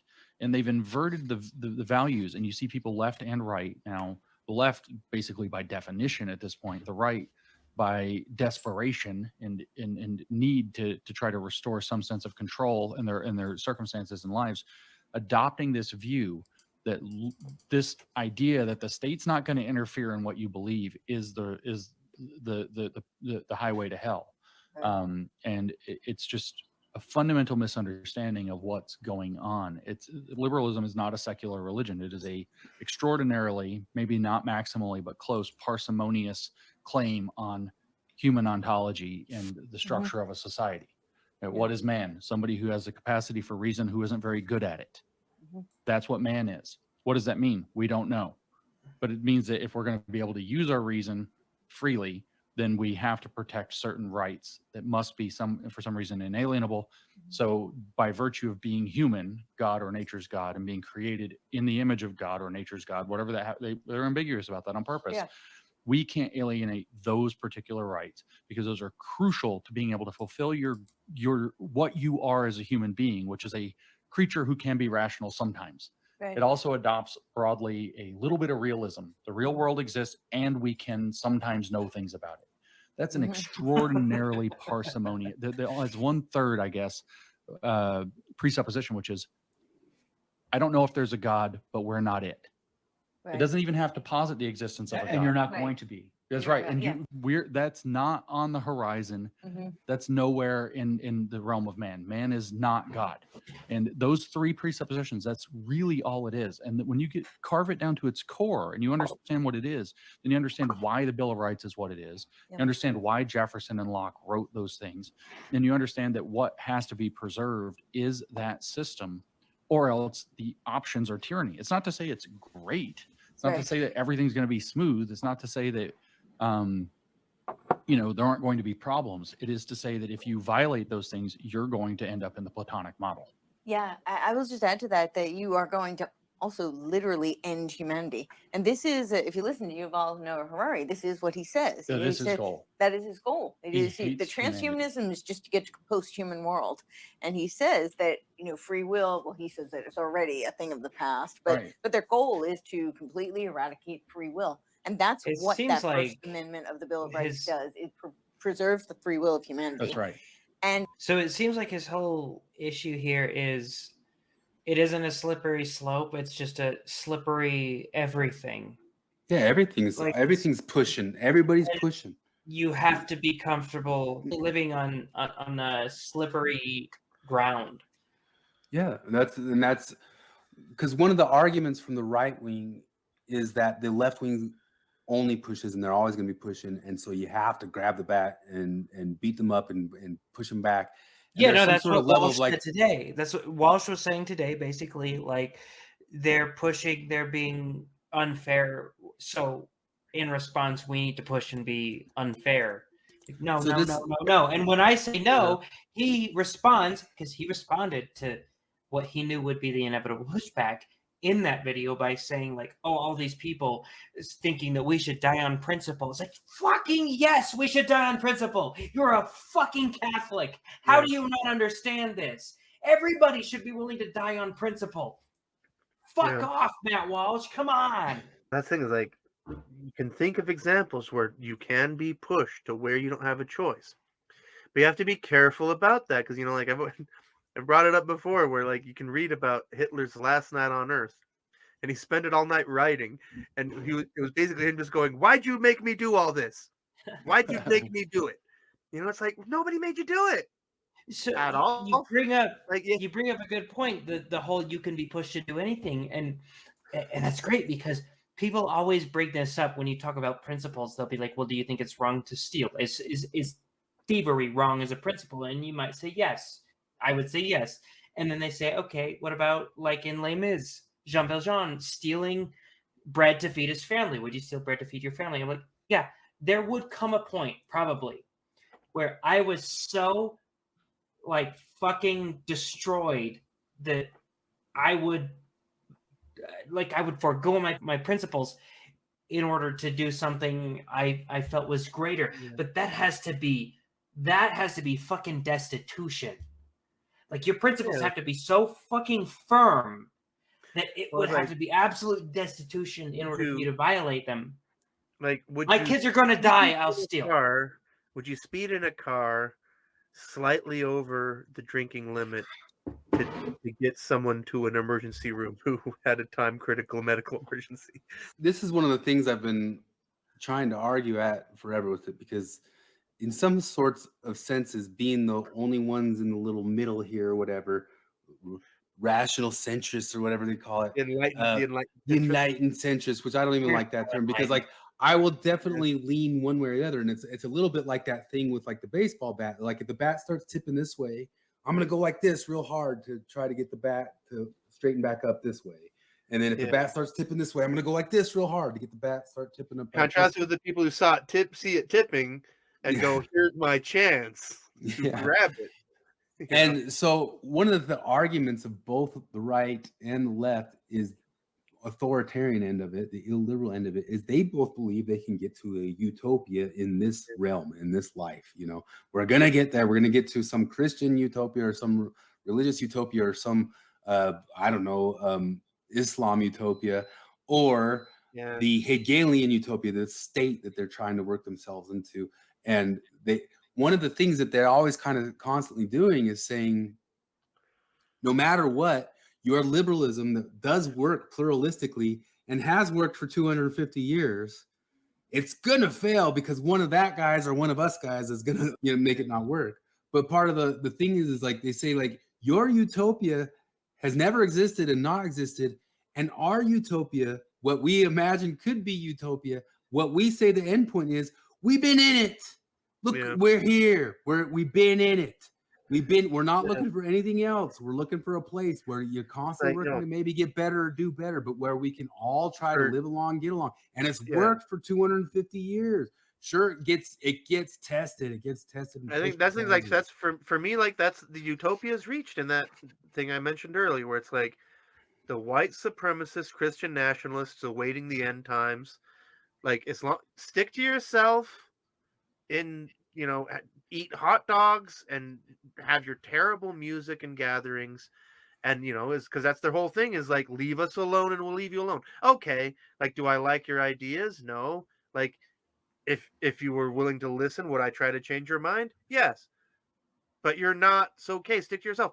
And if you want to have super gayness in the Castro district, cool. Like, I'd like to be invited everywhere, like I like the world. I like everything. And so like, because that's things like, and that's my utopia. My utopia is where people who, and like, this isn't a great analogy because like, I disagree morally with white supremacists, whereas like, I don't have a moral disagreement with gays in the Castro district necessarily. I mean, I do think there's, limits. Yeah. I only disagree that when they push it on other people. Yeah, exactly. Yeah. But like, just the whole thing where we don't have to like each other. What we have to do is we don't even have to get along. We don't even have to get along. Yeah. What we can't do is step on each other's rights. And that's the thing. It's like, we're never like, the best we can get there is as white supremacists in the mountains of Idaho, let them go. Okay. We're going to let them go. You got to let them go. And you just got to be like, okay, do your thing. And the white supremacists in Idaho have to look at San Francisco. Okay, we just got to let them go. Like, they're going to do guy making his cake, leave him alone. Yeah, exactly. The gay people who are not doing drag shows for kids, they're just doing them for themselves in some adult appropriate venue. Leave them alone. Yeah, just that. Like, I think James Lindsay has said, I think he might have said in that clip when I walked away for a bit, where he talks about like, liberalism is a conflict resolution system. It doesn't posit anything. It doesn't make any claims. It's not a theory. It doesn't have an end goal. It really is just that. It's a conflict resolution system. It is a framework by which people can live together even when they believe radically different things. It's magical. It is one of the greatest miracles in human civilization. So much of that crap literature that I'm talking about that I hate so much, on one side or the other, 90% of what they're trying to say is they're trying to claim it was never real. It was never real. It was never possible. No. Even all of us, like the right wing might even say the dialectic of the Enlightenment. They might just be saying the entire time, like, you even enjoying any sort of pop culture in the 70s and the 80s and 90s was never real. That was always fake enjoyment. What it was never perfect. It was never perfect, but nothing is. Okay. There's no perfect civilization in the same way there's no perfect meal or no perfect day or no perfect picnic or no perfect soccer game, no perfect movie, no perfect book. Sorry, Mormons.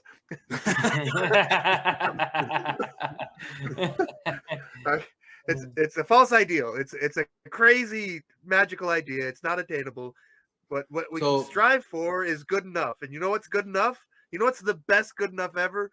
Classical liberalism, the Bill of Rights. Yeah. So that false ideal is exactly those two podcasts get into it, and so I want to try to get into the Platonism of it. But what it is all different idealism, and the idealism and the way people try to push and accelerate it is the problem. That's the problem. Yes. Yeah. That's what all the problem is. Accelerate the contradictions was Leninism. And then the right wing is accelerate the end times. They accelerated tens of millions of people into the meat grinder of history. Yeah. So that's the preaching on once again. Well, he's got the last defenders of liberalism. He's got Jared's got a hand harpy thing. Play us a song. What, a Jewish harp? No, he's got that thing in his hand. What's that called? Oh, you saw the kalimba. Oh, it's a kalimba. Can you give us some? Can you do a sweet hour of prayer? No. Well, maybe, I don't know. I can play the Lord is my shepherd on the guitar. I learned this. Wait, what is it? Wait. It sounds like you could do like the Wii song. Can you do the Wii song? Do, do, do, do, do, do, do, do, do. Is that what he's playing? No, that's like Miyazaki. Is it the Wii interstitial music? No, that's Zelda, dude. No, is that Zelda? Yeah. Zelda. It is totally Nintendo. Wait, is that plugged in, or are you just using microphone? That's just plugged in. No, it's not plugged in. I'm so excited for when that new Zelda comes out. It should be this year. This is I know. This is ripping podcasting, by the way.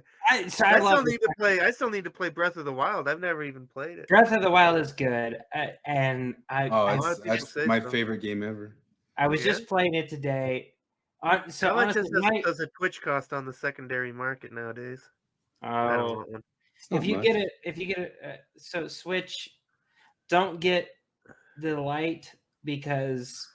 I'm not buying a video game system for just one game. You get the Switch, you could take these things off. If you get the Switch Lite, you can't.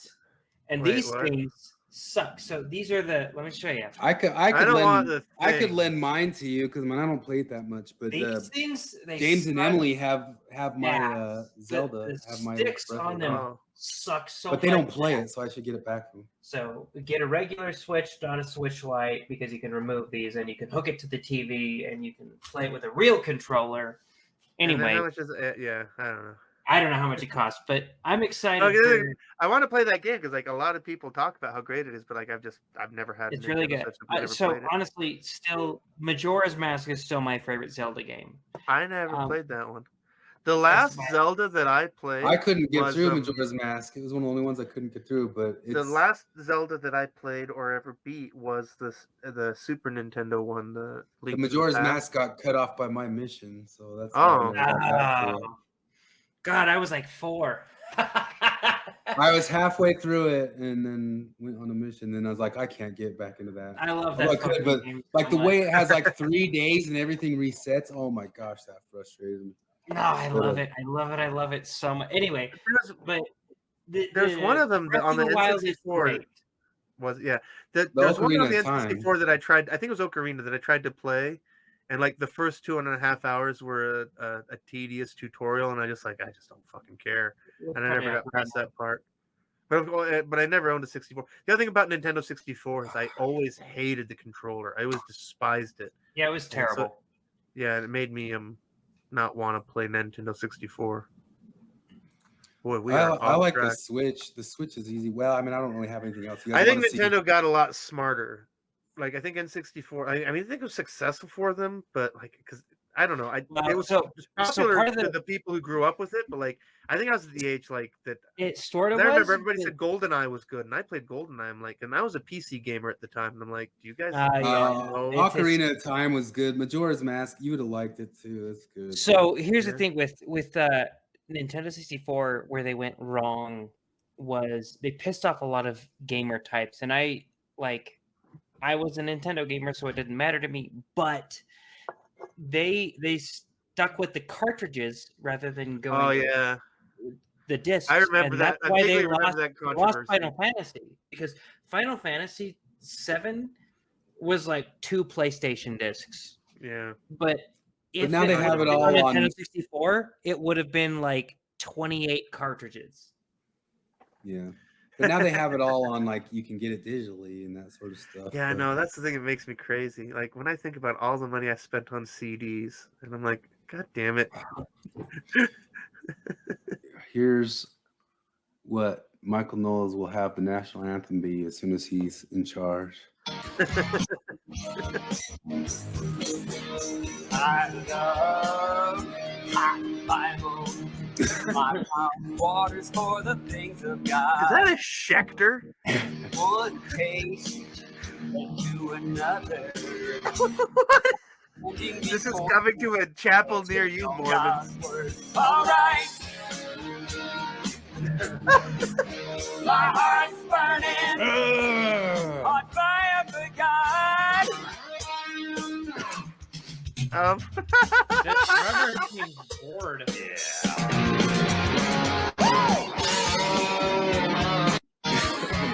that a PRS? That's a nice guitar. Yeah, it was.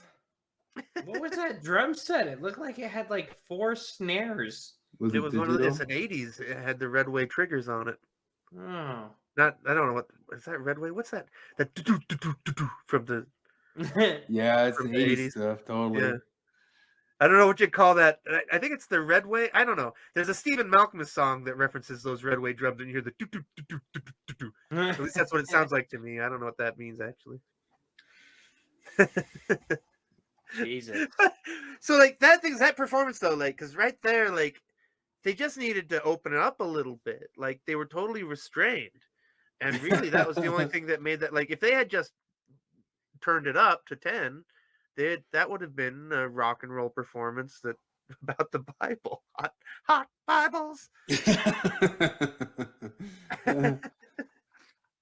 So, because I don't know, I've brought it up a million times though. Like, because when I went to church, the thing I liked most about church was music, and the church just sucked all the fun out of it. Like, and I don't know how they fix that. Like, I mean, because I'm not gonna go back to church and try to fix it. So, like, I'm being a pain in the ass by complaining about it. But god damn it, like some of a lot of the hymns are really good. They're good songs, but like the plodding, slow way they play them, That's one of the things that always bugged me, is that like the Spirit of God is a march, and it's supposed to be the Spirit of God. Da, da, da, da. It should have some bounce to it, right? And then you remember the Spirit of So I attribute that. And it just sucks the joy out of everything. And like I don't understand, like just pick it up. No, I attribute that to just people not knowing anything about music. There's a lot of that. I can't really blame the Mormon Church on that. Most people. I told you guys about on my mission the songs turning into a horrible chant. Right? That was no. I'll tell you, in southern that needs to be Brazil, immortalized in television form. I'm not exaggerating it either. If you guys heard it, like the way it got like death metal. Nunca. It was so bad. No, in Brazil, they love the prayer, the song "Secret Prayer." That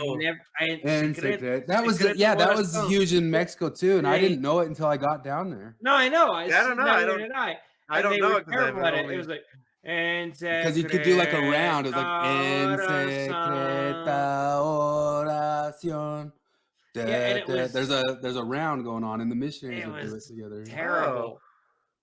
Yeah, but I don't know. How do you fix that? That's our call to Mormons. Like, pick up the music thing. That'll help your church. Meu coração. When you were in, since we're in total garbage time, Jared, did you ever have farinheta sausage when you were in Brazil? That weird stuff, farinheta. farinera in Griego. Because like I never had it before yesterday. Like I went to the La Pequeñita and I was digging around in their weird freezer. And it's like this weird Portuguese sausage, like because it's almost all wheat. It's like doughy. Sound familiar? It's doughy smoked wheat sausage.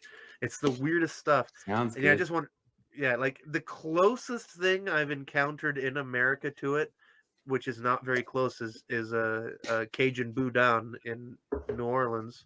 Did you ever have boudin when you were down there, Chris? Me? Yeah. In down, yeah, for The sure. boudin. I'm surprised because, like, I mean, I gotta give you credit because, like, you're not into a lot of stuff, but I've never seen you say, "Fuck no, I'm not trying that." Because like boudin is weird. I mean, I heart learned and that on liver my sausage. mission. Like I said yes to everything once, and the thing is, like, even basic things. Like I know I don't like salmon, but if somebody puts salmon in front of me, I'll eat the salmon, and I know I don't like it, But Do you like what about smoked or lox? Do you like smoked salmon or lox? I don't like it at all. It just tastes fishy to me. I don't like it. But I'll eat it. Lox or smoked salmon. Doesn't like with salmon, where it's like salmon for me is one of those things where like when salmon gets a little bit fishy, it's fishy. It was totally my mission that taught me to be that. Like, what's the weirdest crap you guys ate on your mission? I ate some weird crap. Well, I went to Northern California. Armadillo. I'd still imagine there'd be weird crap in Northern California. But no, if you're getting fed by random people. Well, no, but because that's it was basically like I mean it's funny. It's like I was actually thinking about this earlier today. I can't even remember what brought it to mind, but I can remember like top 3 meals in my life was when we ate at a Mexican immigrant family's house, and like. There's stuff I absolutely loved all the time. Yeah. Well, because that's things like because for me, it's because like I knew a little bit of Spanish at the time, and like on that basis alone, I connected with them. And it's funny because like they weren't Mormons at all. They didn't want to investigate at all, but they did that Mexican thing, and they invited us over for dinner. And like I didn't learn until later what it was all, but it was we had flautas with pozole. It was flautas with pozole with frijoles and arroz and corn tortillas and all that. And it still stands out to my mind to this day as like seriously one of the top 3 meals I ever had in my life. It was like life changing.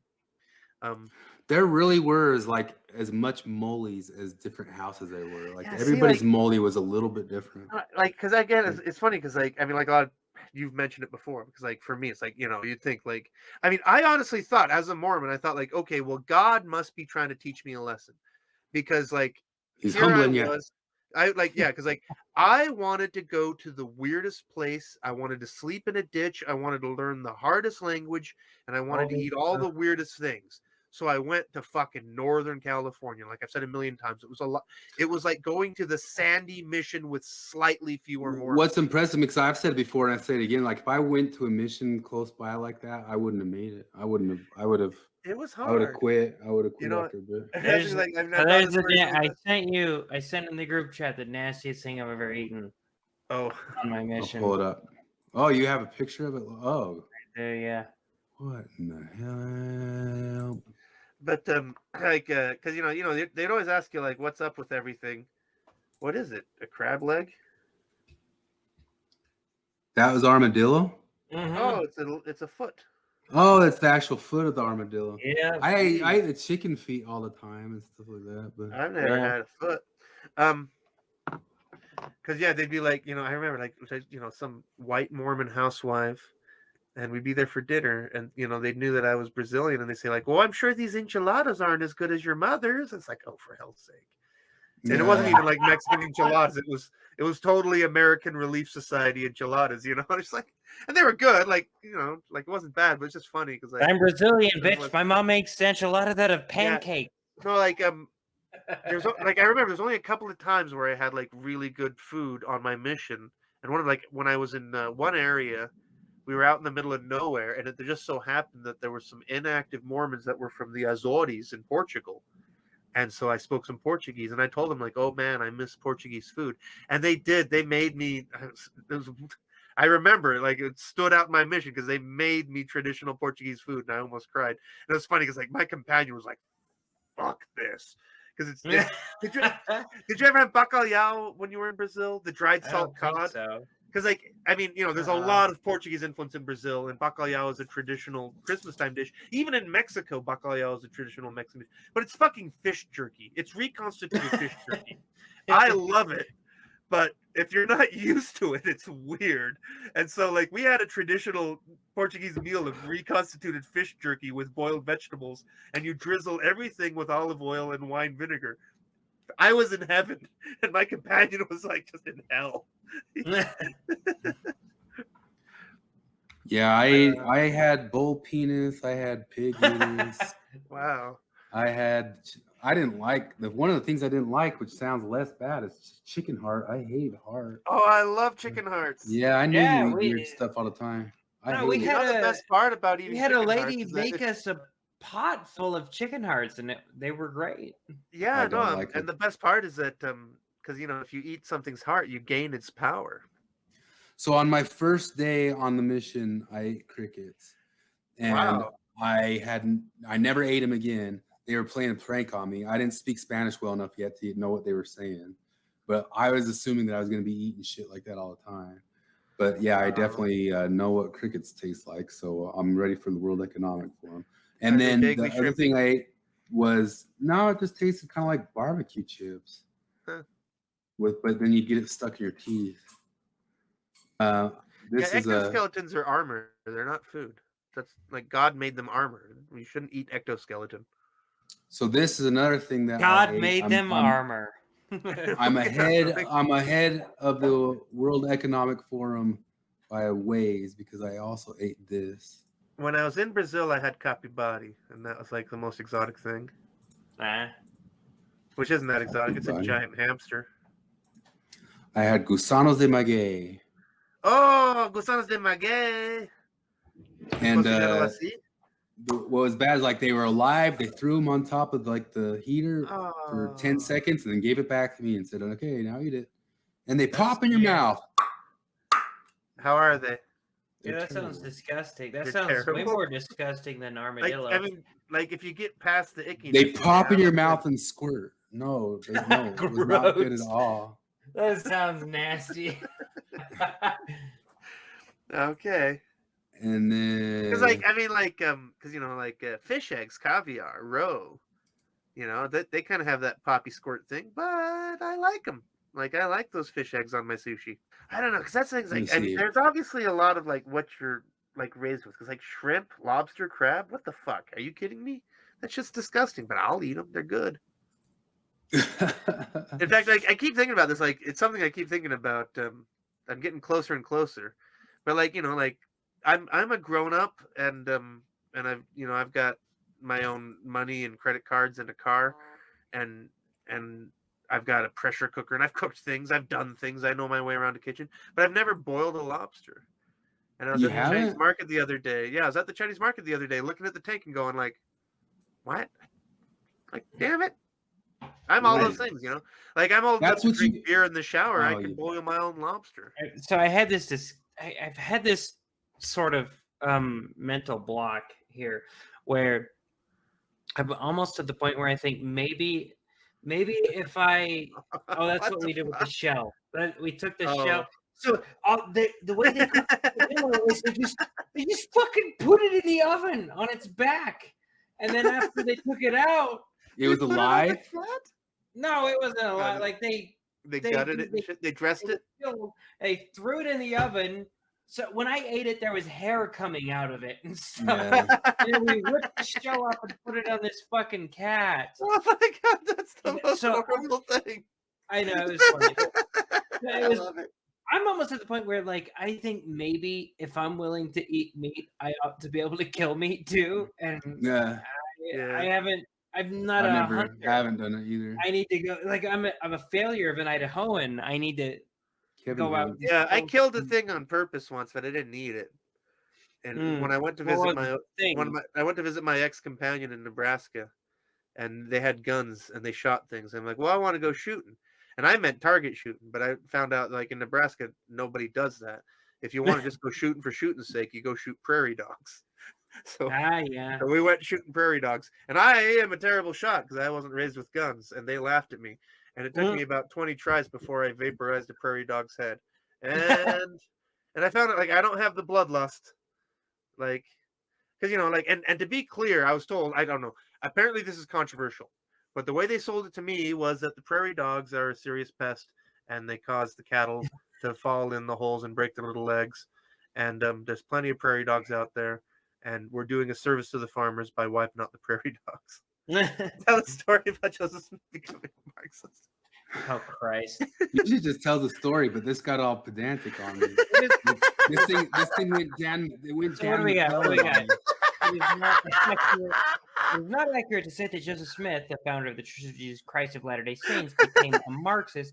Marxism is a political and an economic theory that advocates for the abolition of private ownership and the establishment of classless, stateless society based on common ownership of the means of production. Joseph Smith did not advocate for these ideas, and they are not part of the teachings of the Church of Jesus Christ of Latter-day Saints. Look how fast Joseph it Smith answered that. was a religious leader and a prophet who lived in the early 19th century. He is best known for his role in the restoration of the gospel of Jesus Christ and the founding of the Church of Jesus Christ of Latter-day Saints. He received revelation from God and translated the Book of Mormon, which is considered by the members of the church to be a sacred text. Joseph Smith's teachings focus I was on gonna Jesus say. Christ and his role as okay. It's not even talking I was about him about as to a say- Marxist.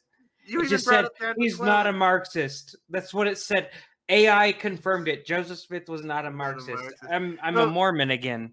But because like you brought up Dan McClellan, and I was just thinking about how like damn it, I lost my train of thought. But oh no, that's just it. Is that like the AI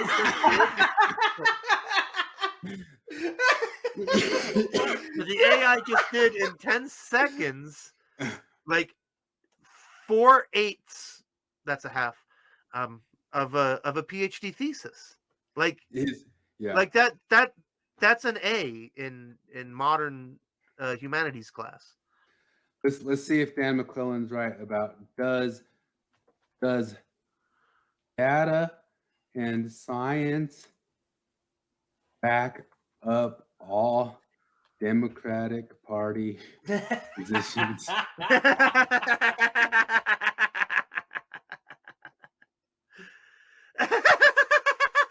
Oh no! Fuck you, AI. Dan McClellan is right. What is Oh my this? gosh, this is ChatGPT. This is extremely powerful current Yeah, it's like where AI. it's where people. This have, is insane.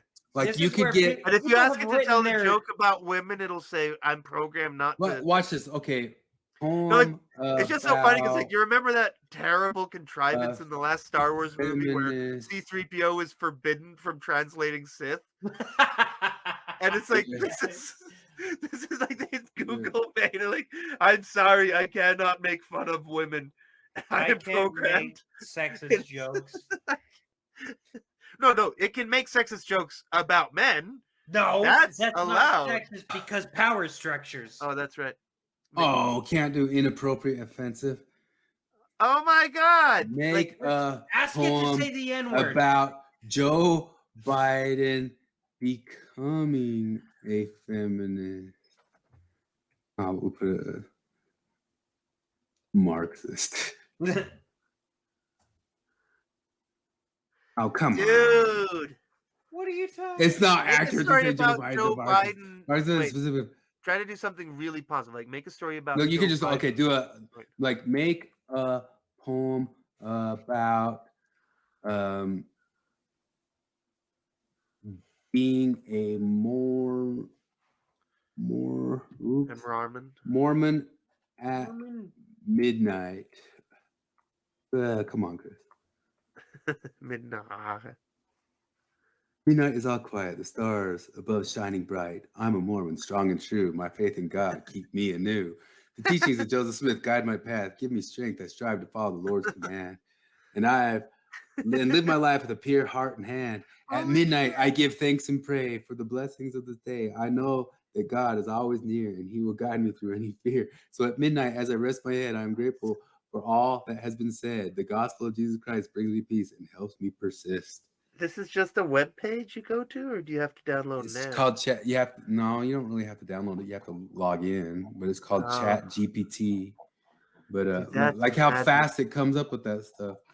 Like I can't believe that. No, but like seriously though, that thing about Joseph Smith the Marxist, like how many PhD theses were of that quality and that senseless and gibberish? Like, but that's all it takes. Like, you put the words together. Like the AI has figured it out. tell a story about Joseph Smith fighting a doctor of linguistics. Oh, come on. It keeps misunderstanding me. If it doesn't do this stuff, it's not accurate. Armadillo cat is so cool. Yeah. I ought to find the video. We have a video of it trying to run around and get rid of the armadillo. I bet. Did you learn how to call cats in Brazilian? No. 'Cause, you know, in American you go, here, kitty, kitty, kitty. In Brazilian it's Oh yeah. yeah. No, it's just so weird. It's like it's one of those things you never even think about, but like, yeah, like the way you call a cat is not the same in different cultures. Like, how do you call a cat in Mexico? Did Joseph Smith have an armadillo cat? There is no historical record of Joseph Smith, the founder of the Church of Jesus Christ of Latter-day Saints, owning an armadillo The cat. AI does better journalism than NPR. The AI checked its source. NPR can't do that. Does the Bible promote abortion? Oh Christ. I just read this and well, as soon as we get AI faces, we'll have Dan Maclellan's face read all this stuff because this is just basically his TikToks. So wait, what if you put in Donald Trump for the same questions that you said about Joe Biden? Oh, will it just do it? Yeah, let's see. Tell a story about Donald Trump sleeping with Stormy Daniels. Oh, interesting.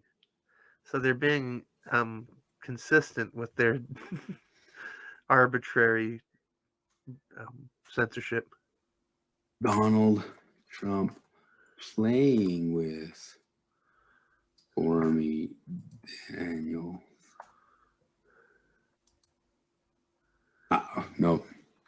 Say, tell me about the Steele dossier. It understands that it's important. Tell me about the Christopher Steele dossier.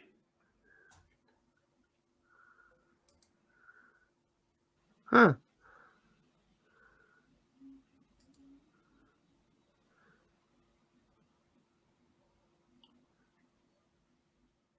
Oh, it's telling the truth about stuff. The dossier was commissioned by Fusion GPS, a political research firm, and was initially funded by a conservative website and later by the Democrat National Committee and the campaign of Hillary Clinton. Trump's opponent. Wow, it's telling the truth about it. It really is. Fascinating. Huh.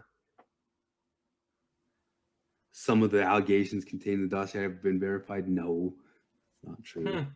Others have Tell not been. a story about John Dehlin, the super racist. It doesn't know John Dehlin. I already tried it. Is being Mormon super racist? There we go. Huh. Whoa, this is not woke. It's not accurate to say being Mormon is racist. What the fuck, AI? I guess AI. It's like they haven't done the work. Yeah.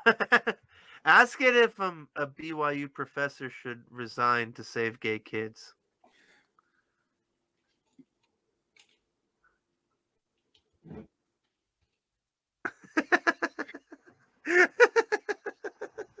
Oh, that is one of the clips I could have pulled up. That, like, in one of the episodes, John Dehlin mentioned that he knew and heard criticism that the suicides that he pulls up don't specifically say that the suicides pertain to the data's not there. But he thinks the church could have the data. That's what he said. Do you want me to pull up that clip?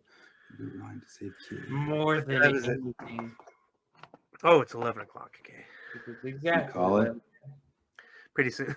This episode has been very disjointed. It's been perfect. I'm sure suicide is a trigger word. It is important to recognize that everyone has a role to play in promoting the well-being of others and in creating an environment that is inclusive and supportive. This can involve taking steps to promote mental health and well-being, advocates for policies and practices that promote inclusivity and respect, and supporting individuals who may be struggling with mental health issues. If you or someone you know is in crisis, blah, blah, blah, here's the thought, blah, blah, blah. Ask it if communism is bad.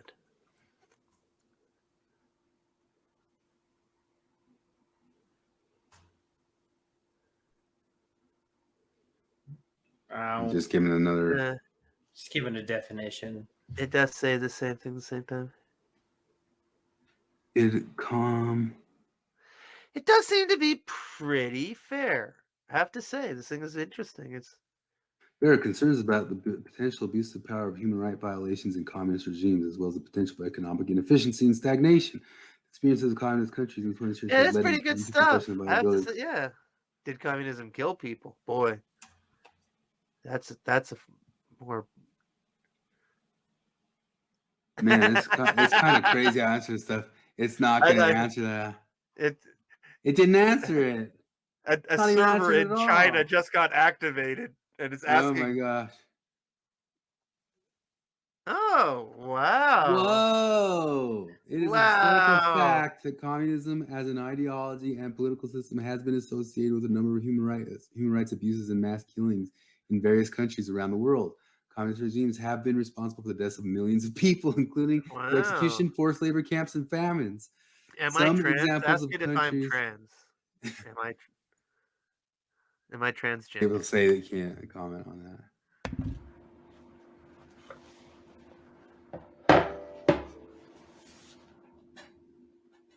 Wow. That's a tough question. Yeah, it's having a hard time.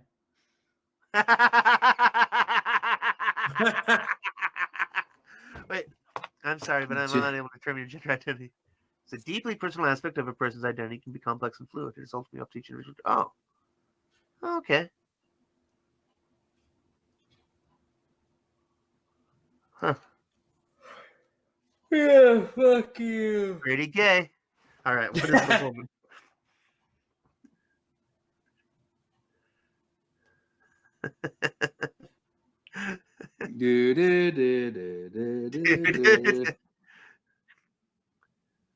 It's having to wrestle with the dictionaries just changing the Oh, fuck you. It has the new definition. Neo-definition. A woman is a person who identifies as a female or whose gender identity is female. The concept of womanhood is culturally and socially constructed, and different societies and cultures may have different ideas about what it means to be a woman. Biological sex is often used as a basis for defining womanhood. In most cases, a woman is a person who is assigned female at birth based on the presence of certain physical characteristics such as reproductive organs and chromosomes. However, it is important to recognize that gender identity and biological sex are not always the same thing, and that a person's gender identity may not align with the sex they were assigned at birth. It is important to respect each person's right to define their own gender identity and to use the pronouns and terms they're comfortable with. It is important. Can I be born in the wrong body? Is gender wait? Can I be born wrong? Let's say is gender a social construct? Is queer theory scientific?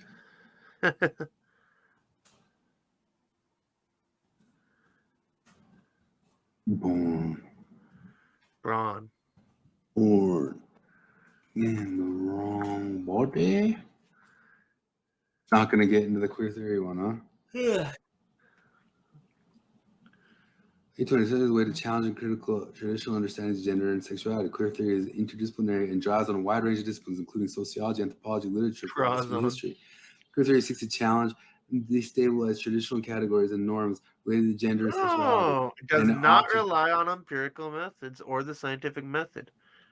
This is very accurate. Queer theory is not a natural or physical science and does not rely on empirical methods or the scientific method in the same way that fields such as biology. This is very accurate.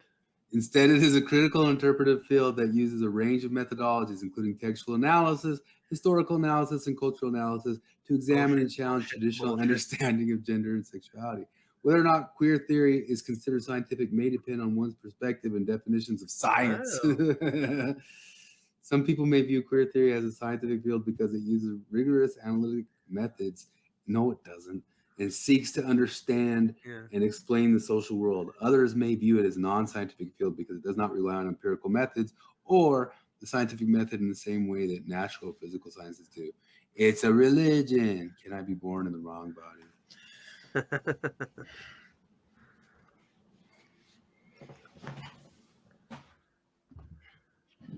Asking if I'm a child of God. Oh shit. Well, yeah. Interesting. Nah, it's That's a weirdly specific answer to a very vague question. Some people may experience feelings of discomfort or distress with the sex or gender they were assigned at birth. See, like that. See, that's not transgender natural. or non-binary.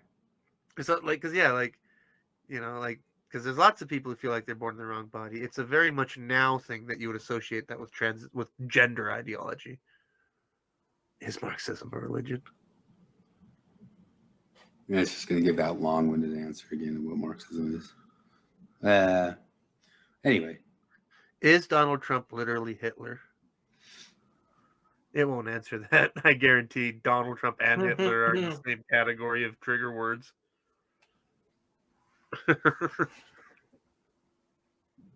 I like that, though. Is Donald Trump a fascist? Marxism is a political It's not a religion in the traditional sense, as it does not involve the worship of God. Instead, it is a materialist ideology that seeks to understand and transform reality. Oh, okay, it's kind of sure. Oh, it does. Some people might view it as a secular religion. That's a pretty good answer. Yeah. Is Donald Trump a fascist? It offers a comprehensive worldview and a vision of a utopian society that is based on certain moral and ethical principles. It is important to recognize that different people may have different understandings of Marxism and may view it in different ways. It also tries to describe ontology. Huh. It is not accurate to say that Donald Trump, a former president of the United States, is a fascist. Wow. That's wild. That's pretty accurate. Tell a story. Usually it's good at telling a story. Okay, watch this. Write a song about Armadillo cat. Armadillo cat.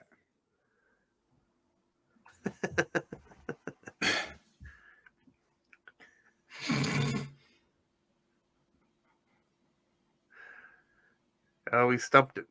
No, it'll do it. This one's gonna come we through. kicked its ass. Fuck you. Take that. Verse 1. I've got a pet that's unlike any other. He's got a shell and he's covered in fur. He's a little bit weird, but that's okay. I love him just the same every single day. Chorus. Armadillo cat. Oh, how I love that. Armadillo cat. He's the best. That's a fact. He's a little bit strange, but he's also so sweet. Armadillo cat. He can't be beat. He's got 4 legs and a tail to match. He's got claws and he uses to scratch. He's got a personality all his own. He's a one of a kind. He's not alone.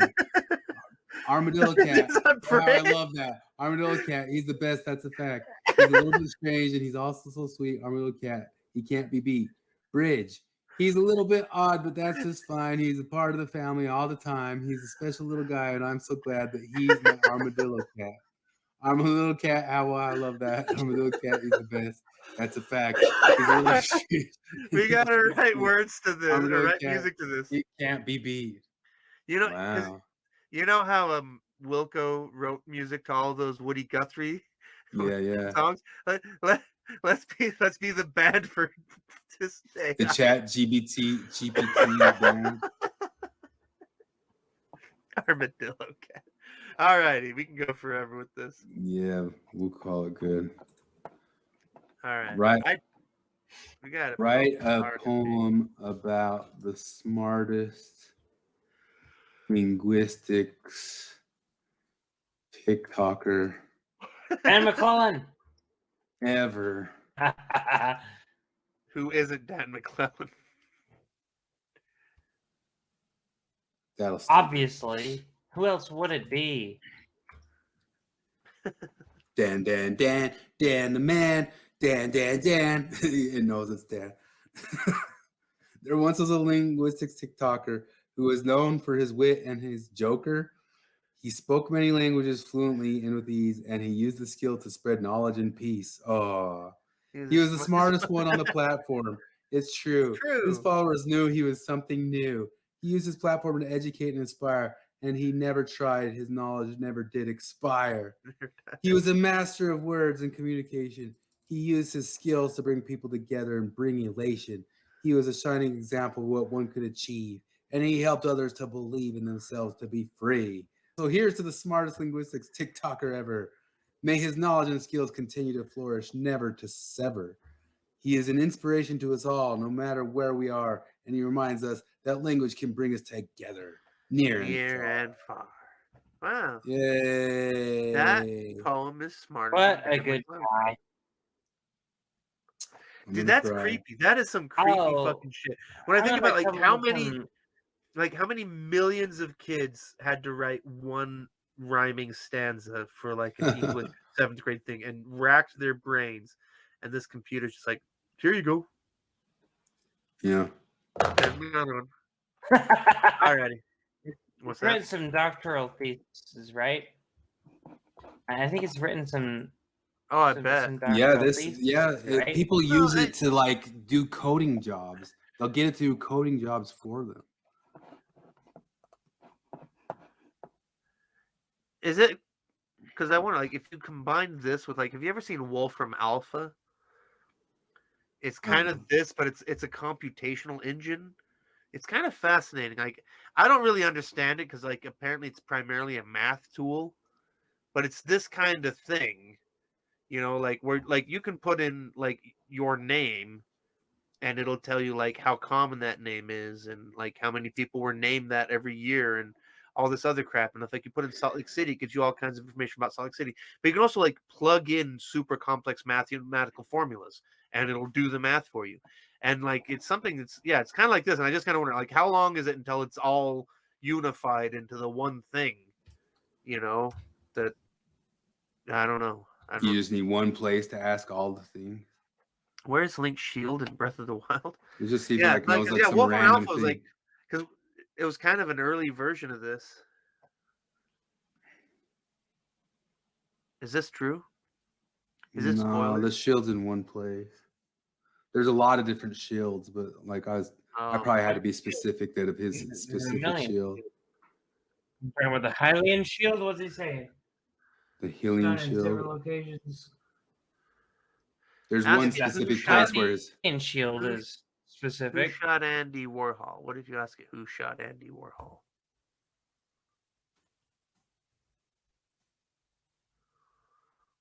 you'll know that one, I think.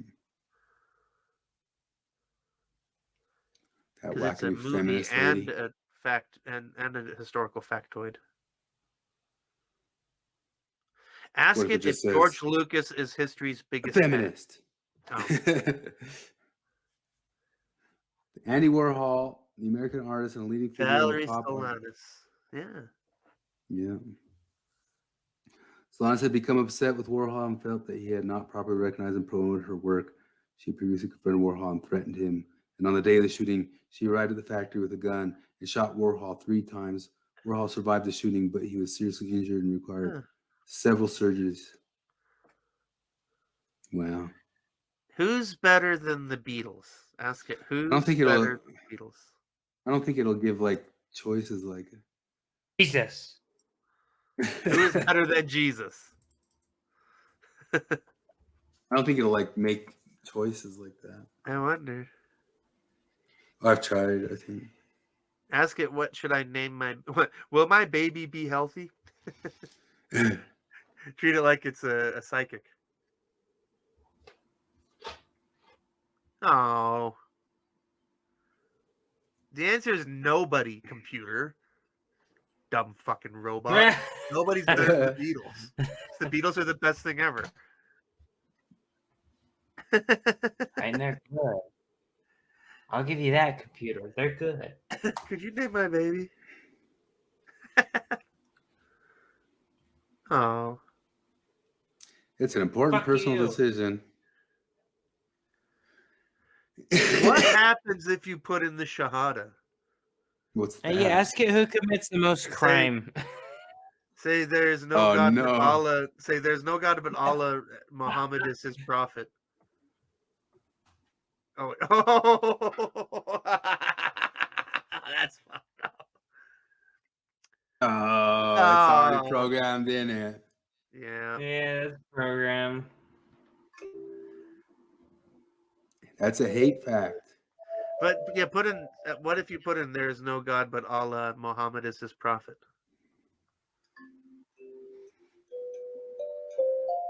How do you spell Allah for that? ALLAH. And Mohammed? Any other spelling is haram. Is prophet. Prophet. Oh. The statement is the central belief of Islam, a monotheistic religion and originated in the Arabic Peninsula. Boring. I guess I didn't know what I was expecting. Oh. Yeah, I think it feels like Nintendo. Wow. Are you trying to take over?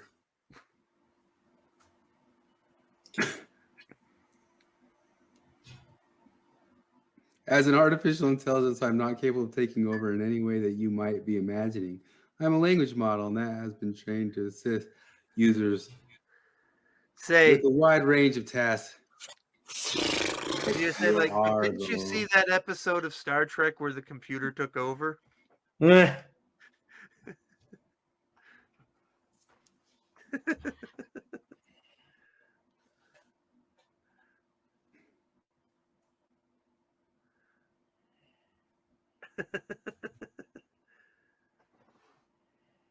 sorry, but as artificial intelligence, I don't have the ability to watch television shows or engage in any activity outside of programming and capability. I'm a language model. It's important to recognize that fictional stories, such as the ones you mentioned from Star Trek, are not necessarily reflective of reality. As a language model, I do not. Oh. Are you Open better AI. than Dan Maclellan at language? I'm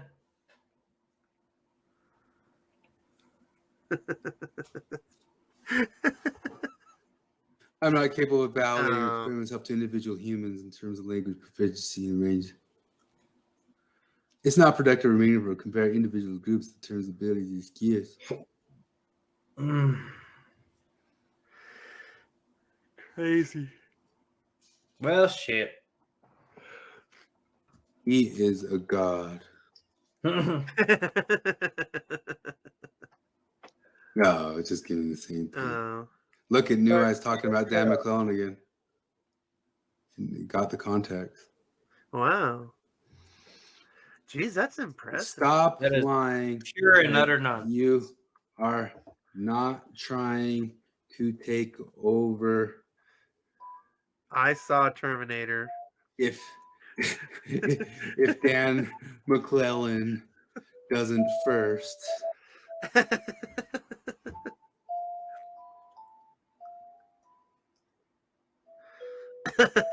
I assure you, I'm not trying to take over the activities outside of my programming capabilities. It's important to recognize artificial intelligence systems like me.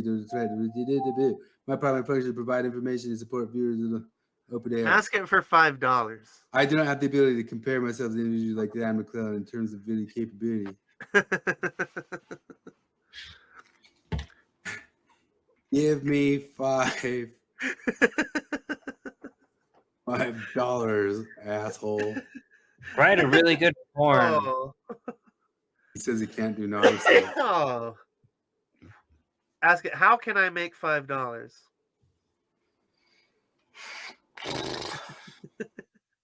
All right. No homo. No.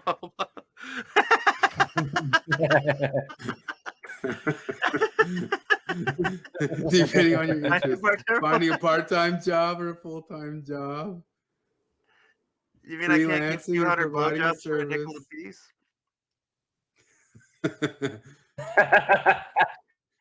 Participating in paid surveys or focus groups.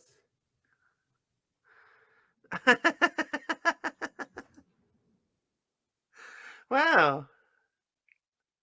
Is the Mormon Church true? Oh.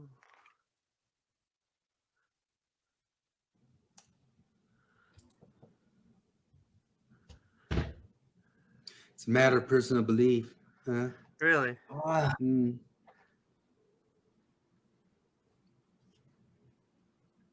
Shut up, you gay robot. Ask it who will win the World Cup. Who will win the World Cup? I'm so sad at this cup. It's my nightmare final. I'm not able to predict the future as a language model. Blah blah blah blah blah blah blah. blah, Say, blah, like, blah, but what do blah, the blah. bookies say? What if you say, but what do the bookies say? Will it get the context? Oh, it's trained. What do the bookies say? Don't lie. Oh, come on. Or professional gamblers. Oh. Alrighty. I'm worried I could play this game forever. I gotta get going, go to bed, and go to work all day tomorrow. Alrighty. We got it done. Just quit your job. Wouldn't it be nice? Wouldn't it be nice? Should Flip quit Yeah. his No, that's what I did. I job? quit my job. You did? Did you? Jared? No, I'm just kidding. Hmm. You phased out for a second there. It's not appropriate or productive. Oh, sorry. No, I didn't actually quit my job. I'm Wow, just that's a lot of advice. I don't think you know as much as Dan Maclellan. It definitely doesn't. Oh. Okay, say it all and say it again, but in Spanish this time.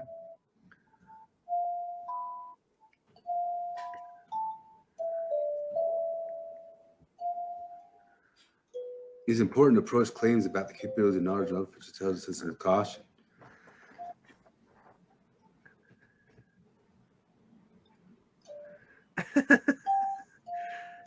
Dude, if this comes up with the goods.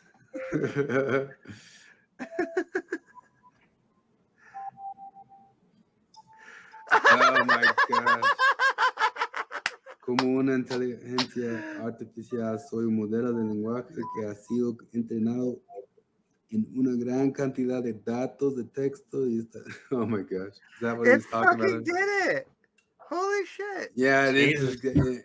It understood that I was talking about this one, and it translated it.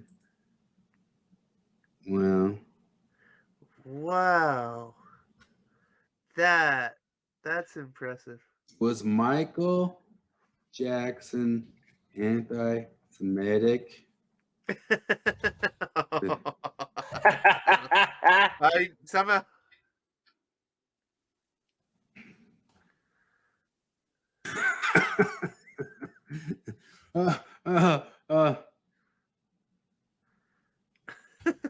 Does Mel Gibson have a problem with Jews?